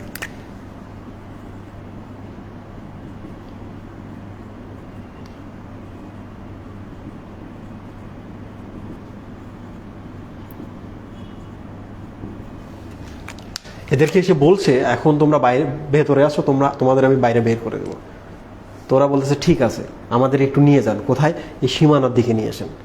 তো এগুলাকে ধরে ধরে সে নিয়ে আসতেছে। প্রিয় স্টুডেন্ট, এগুলো কিন্তু এক ধরনের থলি। কি এগুলা? থলি। আমরা জানি থলিকে বলা হয় ভেসিকল।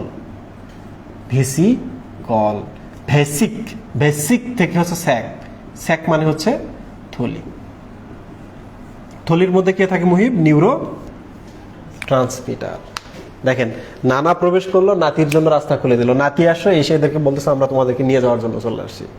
ওকে, আচ্ছা ঠিক আছে, ওদেরকে ধরে ধরে এই যে এখানে নিয়ে চলে আসবে। এবার এটার সাথে লাগাই দেবে, এরা নিচে নামা শুরু করবে।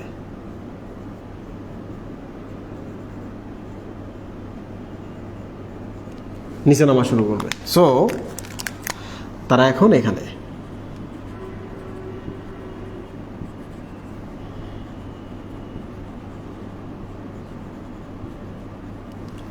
ওকে, তারা এখন এখানে। তো এখানে নিয়ে এসছে, এখন বলতেছে আমরা তো লাগলাম এখানে, কিন্তু আমাদের তো থলিটা ফাটাইতে হবে। থলিটা না ফাটাইলে আমরা নামবো কীভাবে? তো এখন ক্যালসিয়াম বলতেছে আমি তো তোমাদের এই পর্যন্ত শুধু নিয়ে আসছি, আমি তো কীভাবে থলিটা ফাটিয়ে দিব আমি তো জানি না। তো এই বলতেছে ঠিক আছে, আমি তোমাকে একটা বুদ্ধি শিখিয়ে দিলাম। কি বুদ্ধি? ক্যালসিয়ামকে বলতেছে তুমি এক কাজ করো, তুমি মাইটোকন্ড্রিয়ার কাছে যাও, মাইটোকন্ড্রিয়ার কাছে শক্তি আছে। ওকে, তাহলে এখন ক্যালসিয়াম ছুটে কোথায় গেছে Muhib? This is what is this?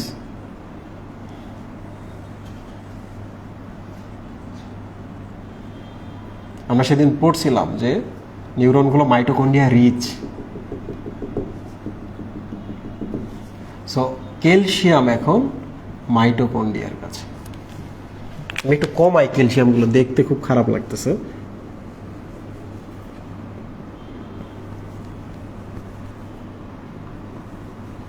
Okay, calcium মাইটোকন্ড্রিয়ার কাছে গেছে। মাইটোকন্ড্রিয়াকে গিয়ে বলতেছে যে আমি তো এক কাজ করছি। কি কাজ? আমি থলিগুলাকে মেমব্রেনের সাথে লাগিয়ে দিয়েছি, কিন্তু থলিগুলো ফাটাতে পারতেছি না। তো মাইটোকন্ড্রিয়া বলতেছে এখন আমি কি করব? তো বলতেছে মাইটোকন্ড্রিয়া বলতেছে আমি কি করব? তো ক্যালসিয়াম বলতেছে আমাকে একটু শক্তি দাও, দিলেই তো আমি এগুলো ফাটিয়ে দিতে পারবো। মাইটোকন্ড্রিয়া বলতেছে না, আমি যে শক্তি রিলিজ করব আমার তো এনজাইমটা চুপচাপ বসে আছে। এটিপিএস বলে একটা এনজাইম আছে। এনজাইমটার নাম কি মুহিব?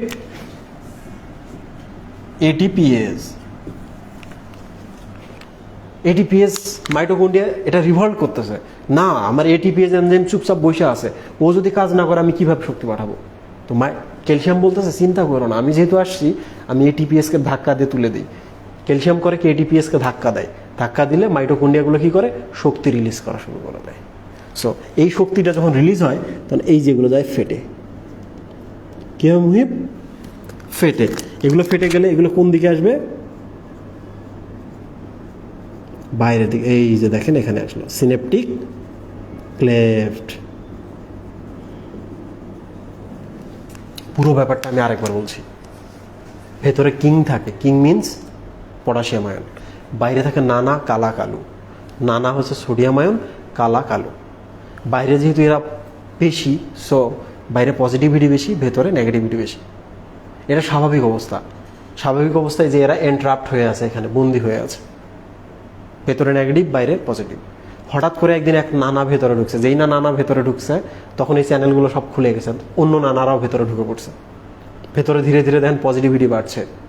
সো আগে ছিল রেস্টিং পটেনশিয়াল, এরা এখন এই প্রান্ত থেকে এদিকে আসলো, তাহলে এই পোলটা এদিক থেকে রিমুভ হয়ে এদিকে আসলো, ভেতরে এখন পজিটিভ বাড়া শুরু করছে। This is called depolarization, right Muhim? তো এরা যখন প্রবেশ করে তখন এই যে নাতিরা বসে আছে, কালা, কালু। কালা বলতেছে আমি তো এখন ভেতরে প্রবেশ করবো, না তো ভেতরে গেছে, রাস্তা তো আমার দেখাই ফেলছে। অ্যাকচুয়ালি এগুলো হচ্ছে এক ধরনের চ্যানেল, যেটা ভোল্টেজ তৈরি করলে চ্যানেলগুলো খুলে যায়, সোডিয়াম ভেতরে ঢুকে ভোল্টেজ তৈরি করে দিছে, তো এই গেটগুলো খুলে গেছে, এগুলো হচ্ছে ভোল্টেজ গেটেড চ্যানেল। যাই হোক, ক্যালসিয়াম এখানে প্রবেশ করছে। ক্যালসিয়াম এবার করছে কি, এদেরকে গিয়ে বলতেছে আমি তোমাদের নিতে আসছি, বলে ঠিক আছে নিয়ে যাও। ক্যালসিয়াম এদেরকে টেনে এখানে নিয়ে আসছে। একটা জিনিস মনে রাখবেন, এই যে এইটা হচ্ছে ফ্লুইড মোজাইক মডেলের মতো, ফসফোলিপিড বাইলেয়ার, এই থলিটাও ফসফোলিপিড বাইলেয়ার। তাহলে এই থলি আর এই থলির মেমব্রেন একসাথে কিন্তু লাগতে পারবে, কারণ এটা একই জিনিস, phospholipid bilayer. Fluid mosaic model পড়ছেন ওইটা। তো অ্যাড করার সাথে সাথে এরা বলতেছে আমাদের তখন ফাটিয়ে দিতে হবে, না হলে তো বাইরে বের হতে পারবো না। তো সাথে সাথে বলতেছে কি, আমরা তো ক্যালসিয়াম বলতেছে আমি তো শুধু তোমাদের এখানে নিয়ে এসেছি, আমার কাছে তো শক্তি নাই। তো এরা বলতেছে আমি তোমাকে একটা পথ দেখাই দিই, কি তুমি মাইটোকন্ড্রিয়ার কাছে শক্তি দিতে। ক্যালসিয়াম চলে আসছে মাইটোকন্ড্রিয়ার কাছে, মাইটোকন্ড্রিয়াকে বলছে শক্তি দাও। মাইটোকন্ড্রিয়া বলতেছে আমার এনজাইম এটিপিএস নিষ্ক্রিয় চুপচাপ আছে। তো ক্যালসিয়াম বলতেছে কোনো চিন্তা করো না, আমি এনজাইমকে ধাক্কা দিচ্ছি। এনজাইমকে যেই ধাক্কা দিচ্ছে এনজাইম এটিপি রিলিজ করে দিচ্ছে, শক্তি। এই শক্তিগুলো করছে কি, এই থলিগুলো ফাটিয়ে দিয়েছে। থলিগুলো যেই ফেটে যায় নিউরো ট্রান্সমিটারগুলো এই সিনেপটিক ক্লেপ্ট, আমি লিখে রেখেছি, সিনেপটিক ক্লেপ্টে রিলিজ হয়েছে।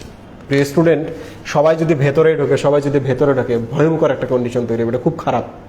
সো এই যে পটাশিয়ামগুলোকে আপনাকে বের করে দিতে হবে না মুহিব, তাহলে পটাশিয়ামগুলো বাইরে চলে যাবে।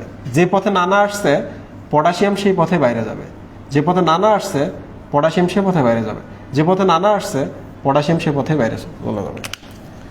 ও পটাশিয়ামের কালারটা ডিফারেন্ট।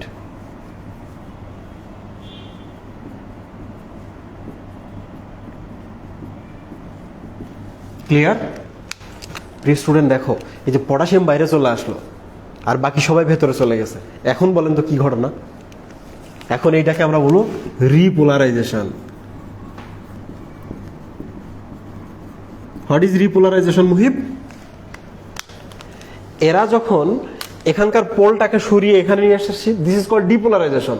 এখানকার পোলটা রিমুভ হয়ে এখানে চলে আসছে, বা এখানকার পজিটিভিটিটা এদিকে চলে আসছে। তাহলে এখানকার পটাশিয়ামগুলো যখন ওদিকে যাচ্ছে, তাহলে এই পোলটা এখন এদিকে আবার নতুন একটা পোল তৈরি করতেছে না, পজিটিভ জিনিসগুলো এখানে আসতেছে না, তাহলে এখানে আরেকটা নতুন পোল আবার তৈরি হচ্ছে। এখানকার পজিটিভগুলো একদিন গেছিল, আবার পজিটিভ চলে আসছে, সো এখানে আরেকটা পোল আবার তৈরি হচ্ছে যেটা শূন্য হয়েছিল। So this is called repolarization. এবার বলেন তো রিপোলারাইজেশন অবস্থায় কি হবে মুহিব? বাইরে নেগেটিভ, কারণ বাইরে শুধু এখন পটাশিয়াম, কিং এখন বাইরে। পটাশিয়াম যখন ভেতরে ছিল তখন ভেতরে নেগেটিভ ছিল, এখন বাইরে, তাহলে বাইরে নেগেটিভ। বাইরে সব পজিটিভ চলে গেছে ভেতরে, সো এখন ভেতরে কি? ইয়েস, ভেতরে এখন পজিটিভ। ক্লিয়ার? রাইট? তো কমপ্লিট যখন এক্সচেঞ্জ হয়ে যায়, this is called hyper polarization. What is hyper polarization? যখন সবগুলো এখানে যায় এবং ভেতরগুলো সব বাইরে যায়, this is called hyper polarization. So আমিও আর ওদিকে যাচ্ছি না, এটা আলিম স্যারের বইতে আছে, এই জন্য আমি পড়াচ্ছি। আজমল স্যারের বইতেও একটা পার্ট আছে, এই জন্য আমি পড়াচ্ছি। প্রিয় স্টুডেন্ট, এখন বলেন নিউরো ট্রান্সমিটারগুলো সবগুলো কোথায়? এখানে। তো একটু দেখেন না, এখানকার যে আগের সেই রেস্টিং পটেনশিয়াল, এখানে তো এখনো সেই রেস্টিং পটেনশিয়াল, রাইট?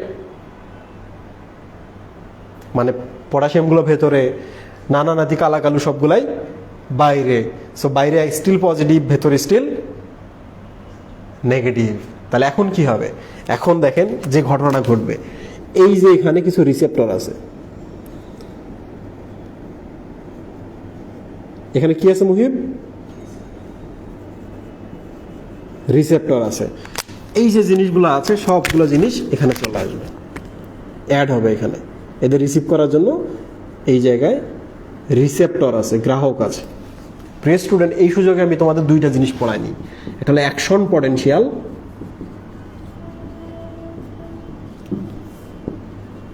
আর হচ্ছে প্রি অ্যান্ড পোস্ট সিনেপস। প্রি আর হচ্ছে পোস্ট সিনেপটিক মেমব্রেন।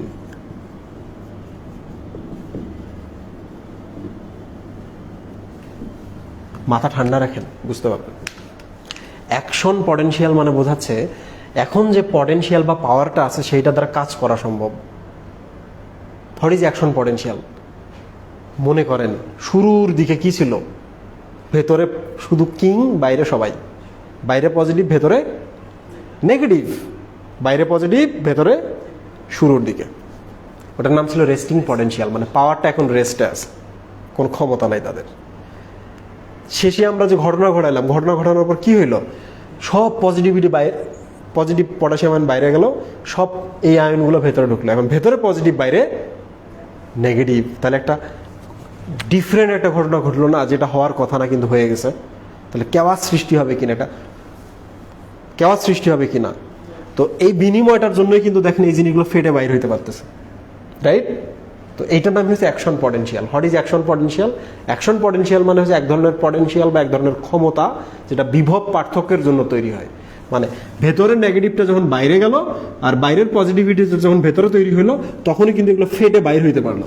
তাহলে ওই সময় যে ঘটনাটা ঘটলো, ওই ঘটনাটার জন্যই, মানে বাইরের পজিটিভ ভেতরে, ভেতরে নেগেটিভ বাইরে যাওয়ার জন্য তো এগুলো বাইর হইতে পারলো।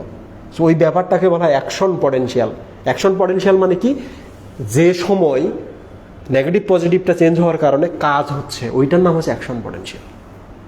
আপনারা কি এই পর্যন্ত বুঝতে পারছেন? দ্রুত কমেন্ট করে বলেন এই পর্যন্ত আপনারা বুঝতে পারছেন।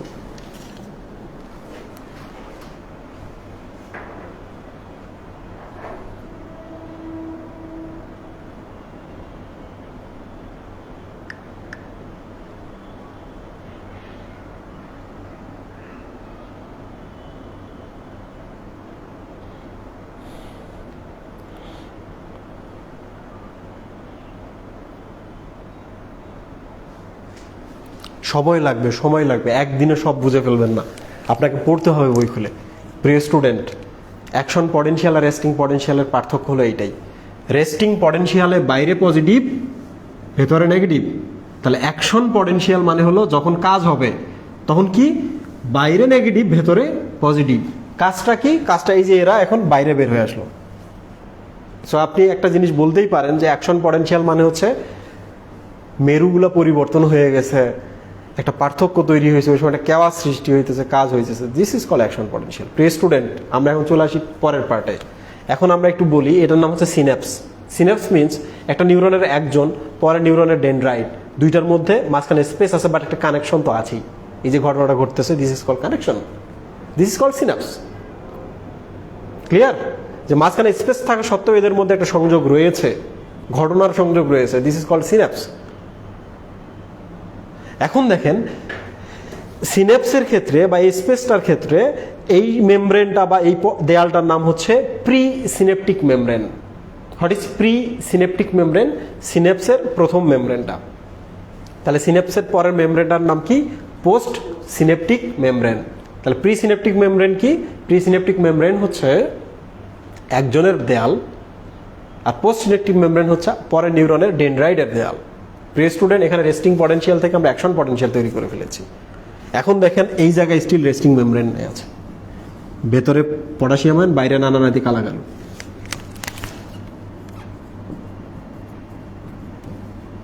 ক্যালসিয়াম। ক্লিয়ার? তো আপনারা বলেন তো, এরা যদি এইভাবে রেস্টিং অবস্থায় থাকে, এখানে আর কোনো ঘটনা ঘটবে? ঘটবে না। মুহিব দেখো, এখানে যদি এই অবস্থায় থাকে, এখানে কি আর ঘটনা ঘটবে? ঘটবে না। এই যে দেখেন, বাইরে থেকে যে নিউরো ট্রান্সমিটারগুলো এখানে এসে স্পর্শ করছে, যেই না স্পর্শ করে সাথে সাথে এই দেয়ালটা তখন চমকে ওঠে। কি হলো আমার দেয়ালে, কে এসে ধাক্কা দিচ্ছে? তখন তো চোখ খুলবে, চোখ খোলার সাথে সাথে সেম ঘটনা ঘটবে। এখানে যে ঘটনাটা ঘটছিল, কি ঘটনা ঘটবে? এই যে ভেতরের দিকে সোডিয়াম আয়ন প্রবেশ করা শুরু করবে, পটাশিয়ামগুলো বাইরের দিকে যাওয়া শুরু করবে। তাহলে ভেতরে আবার পজিটিভিটি বাড়া শুরু করবে, বাইরে আবার নেগেটিভিটি বাড়া শুরু হবে। তাহলে এবার বলেন তো আমাকে, উদ্দীপনাটা এখানে ছিল না? প্রথমে এরা রেস্টে ছিল, আমরা এখানে উল্টাপাল্টা করলাম, করার পর এই জিনিসগুলোকে বাইর করলাম, করার পর একে ধাক্কা দিলাম কিনা? একে যখন ধাক্কা দিলাম, সেও আবার কি হলো? ভেতরে নেগেটিভিটিটা বাইরে চলে গেল, বাইরের পজিটিভিটিটা ভেতরে চলে আসলো। তার মানে এখন এই স্নায়ুটা কি? এই স্নায়ুটা এখন কি হয়েছে? এই স্নায়ুটা হয়ে এখন হচ্ছে অ্যাক্টিভ হয়ে গেল। তার মানে এই স্নায়ুতে যে কেমিক্যালস গুলো আছে, এরা করবে কি এখন? এই ডেনড্রাইট থেকে, এই স্নায়ুতেও কিন্তু কেমিক্যালস আছে,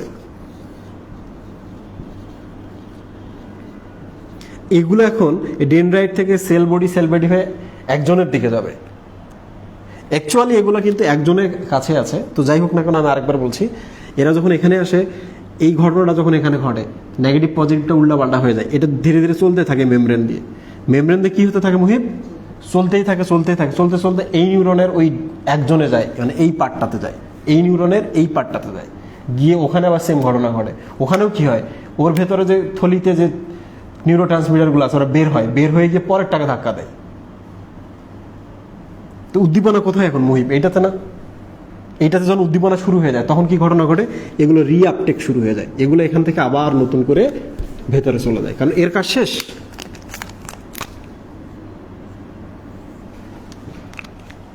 এর কাজ শেষ, এগুলো চলে যায়, কারণ এখন উদ্দীপনা এখানে চলতেছে। তখন কি হয়, এই যে পটাশিয়ামগুলো ভেতরে আসে, সোডিয়ামগুলো বাইরে চলে যায়, সোডিয়ামগুলো বাইরে গেল, পটাশিয়ামগুলো ভেতরে চলে আসলো, এগুলা আবার আগের মতো স্টেবল হয়ে গেল, ক্যালসিয়ামগুলো আর নাই। আচ্ছা, তার মানে এইটা আবার দেখেন অ্যাকশন পটেনশিয়াল ছিল, আবার রেস্টিং পটেনশিয়ালে চলে গেল। আপনারা যদি না বুঝতে পারেন, আমি 1 মিনিটের মধ্যে পুরো ব্যাপারটা আরেকবার বলছি, এইটাই লাস্ট। ভেতরে নেগেটিভ ছিল, বাইরে পজিটিভ ছিল, এটা রেস্টিং পটেনশিয়াল। ক্লিয়ার? এটা অ্যাকচুয়ালি এই পর্দার রেস্টিং পটেনশিয়াল বলা হয়, কারণ এই পর্দাটায় মাঝখানে থাকে, পার্থক্যটা এই পর্দার দুই পাশেই হয়। পজিটিভটা এই পাশে আসে, নেগেটিভটা এই পাশে আসে, ফলে এগুলো ফেটে বের হয়ে আসতে পারে। এরা যখন এখানে আসে, এদের একটাই কাজ যে এটাকে ধাক্কা দেওয়া। তো এখানে যখন ধাক্কা দেয় তখন আবার সেম, নেগেটিভটা বাইরে যায়, পজিটিভটা ভেতরে যায়। উদ্দীপনা এখন এখানে, এখানে যেই না ঘটনা শুরু হয়ে গেল, এই জিনিসগুলো এখান থেকে আবার রিআপটেক হয়ে ফিরে যায়। যেই না এগুলো ফিরে যায় তখন ক্যালসিয়াম পালিয়ে যায়, নানা পালিয়ে যায়, কিং ভেতরে চলে আসে।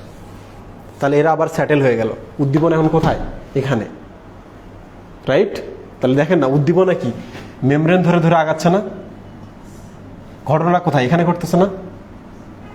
তাহলে এইটার মেমব্রেনে উল্টাপাল্টা করতেছে, তাহলে মেমব্রেন দিয়ে আসলে উদ্দীপনাটা যায়। ক্লিয়ার? তাহলে এবার আপনারা আমাকে বলেন তো, আমরা যেদিন প্রথম একটা জিনিস দেখছিলাম, স্নায়ু, মনে আছে? এবার আপনারা আমাকে বলেন তো, এই জায়গায় কি কোনো পরিবর্তন ঘটবে? চর্বিতে ঢাকা আছে না? তাহলে ঘটনা কোথায় ঘটে? এই জায়গায়। এই যে সোডিয়াম ভেতরে প্রবেশ করছে, পটাশিয়াম এখানে বের হচ্ছে, এই যেখানে সোডিয়াম প্রবেশ করছে, পটাশিয়াম বের হচ্ছে। তার মানে উদ্দীপনা এখান থেকে এই যে এখানে গেল, এখান থেকে এখানে গেল, এই পাশে কোনো উদ্দীপনা যায় না। তাহলে ঘটনা এখানে ঘটে, এখানে ঘটে, তাহলে লাফিয়ে লাফিয়ে পুরো ব্যাপারটা আগাতে থাকে। এইটাকে বলে সালটেটরি কন্ডাকশন। আপনারা কি বুঝতে পারছেন? যদি বুঝতে পারেন বলেন, আর যদি না বুঝতে পারেন ভিডিওটা আবার দেখবেন। সো আমরা সিনেপস পড়লাম, নিউরো ট্রান্সমিটার পড়লাম, এবং কিভাবে পার হয়, resting potential, depolarization, repolarization, action potential পড়লাম। প্রিয় স্টুডেন্ট, এগুলো যখন আবার ফিরে যায়, সব কিছু সেটেল হয়ে যায়, এই সময়টাকে বলা হয় রিফ্র্যাক্টরি পিরিয়ড। রিফ্র্যাক্টরি পিরিয়ড মানে হচ্ছে এগুলো যখন আবার ঠিকঠাক হয়ে যাবে, সাথে সাথে যদি আপনি আবার কাজ শুরু করেন, হবে না, রেস্টের জন্য একটু সময় দিতে হবে, ওই সময়টাকে বলা হয় রিফ্র্যাক্টরি পিরিয়ড। কিছু বুঝলা? মানে তুমি আমাকে আঘাত দিতেছো, একটা আঘাত দিছো, পরের আঘাত দেওয়ার জন্য একটা সময় লাগবে। আঘাত দিছো, আমি ফিল করতেছি, আঘাত দিচ্ছ, আমি ফিল করতেছি, বাট তুমি যদি দিতেই থাকো, আমি এটা ফিল করবো না, রাইট? কারণ চেঞ্জ হয়েছিল, আবার চেঞ্জ হয়ে গেল, এই যে চেঞ্জ হওয়ার পর ওই সময় একটা সময় লাগে, মানে ব্যাক হইতে সময় লাগে, ওই সময়টাকে বলা হয় রিফ্র্যাক্টরি পিরিয়ড। ওই সময় কোনো উদ্দীপনা পরিবহন হয় না, ওই সময় কোনো ঘটনা ঘটে না। ঠিক আছে? আপনারা যদি বুঝতে পারেন কমেন্টে বলেন বুঝতে পারছি, তাহলে আমরা নেক্সট টপিকে ইনশাল্লাহ চলে যাব।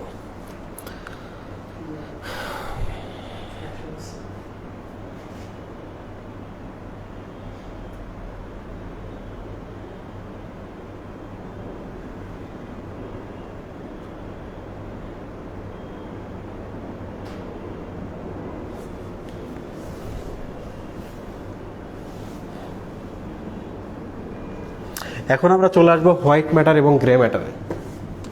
এখন আমরা কোথায় যাব মুহিব? হোয়াইট ম্যাটার এবং গ্রে ম্যাটার। বলো তো, ডুরা ম্যাটার, অ্যারাকনয়েড ম্যাটার, পায়া ম্যাটার আমরা যখন পড়েছি, ম্যাটার বানানে টি কয়টা ছিল মুহিব?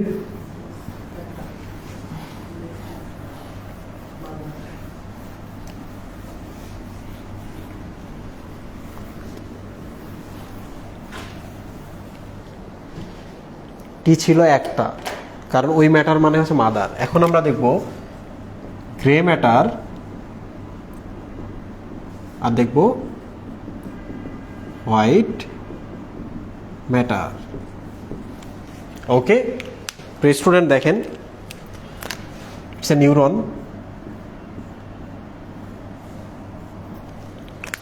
এই নিউরনের চর্বিগুলো এই যে এই জায়গায় থাকে, তাই না মুহিব?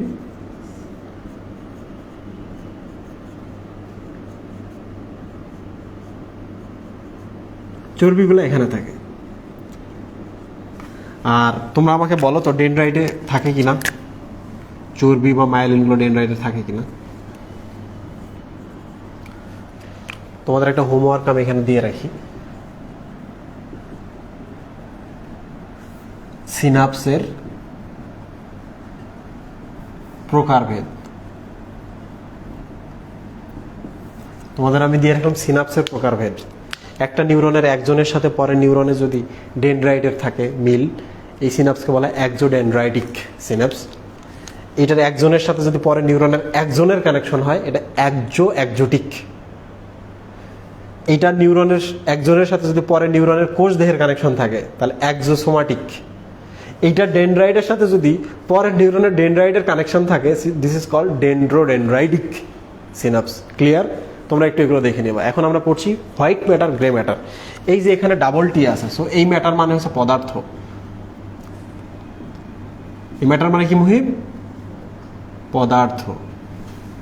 গ্রে বলতে বোঝাচ্ছে ধূসর বা একটু হলুদ কালার। গ্রে বলতে কি বোঝায় মুহিব? ধূসর বা হালকা হলুদ। আর হোয়াইট বলতে কি?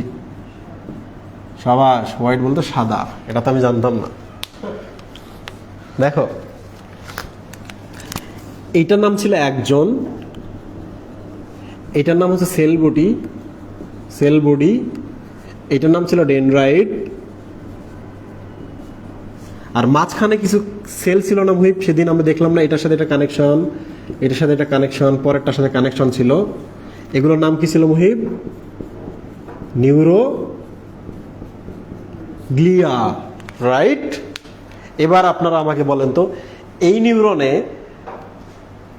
মানে এই পুরো ব্যাপারটাতে আমাদের ব্রেনে তো এগুলোই থাকে, নিউরোগ্লিয়া থাকে আর নিউরন থাকে। তাহলে এগুলোকে কখন আমরা হোয়াইট ম্যাটার এবং গ্রে ম্যাটার বলবো? খুবই সিম্পল। দেখেন, আমরা বাজারে যে চর্বি দেখি, এই চর্বিগুলো কিন্তু সাদা। হালকা যদি রান্না করি, এগুলো কিছুটা হলুদ হয়, তাই না মুহিব? কিছুটা হলুদ হয়। তো চর্বিগুলো আসলে হলুদ বা সরি আমরা বাজারে যে চর্বিটা দেখি, চর্বিটা সাদা। ওকে, তাহলে যেখানে চর্বি থাকবে সেটাকে আমরা কি ম্যাটার বলবো মুহিব? হোয়াইট ম্যাটার বলবো। সিম্পল। হোয়াইট ম্যাটার কোথায় আছে মুহিব? চর্বি কোথায় আছে? শুধু একজনে। সো হোয়াইট ম্যাটার বলতে বোঝায় একজন। তাহলে বাকি পুরো পার্টটা কি? Grey matter. এই যে দেখেন, sell body grey matter, dendrite grey matter, neuroglia grey matter. Clear? তারপরে যে মাঝখানে যে সিনেপস পার্টটা থাকে, এই যে পার্টটা থাকে, এই পার্টটা দেখেন, এই নবটা আর এইটার মধ্যে কিন্তু ওই যে বিনিময় চলে, রাইট? তাহলে এখানে কিন্তু চর্বি দেওয়া যাবে না। চর্বি দিলে কিন্তু বিনিময় হবে না। আমরা তো বলছি চর্বি ইনসুলেটর হিসেবে কাজ করে, চর্বি দিয়ে কিছু যাতায়াত করতে পারে না, রাইট মুহিব?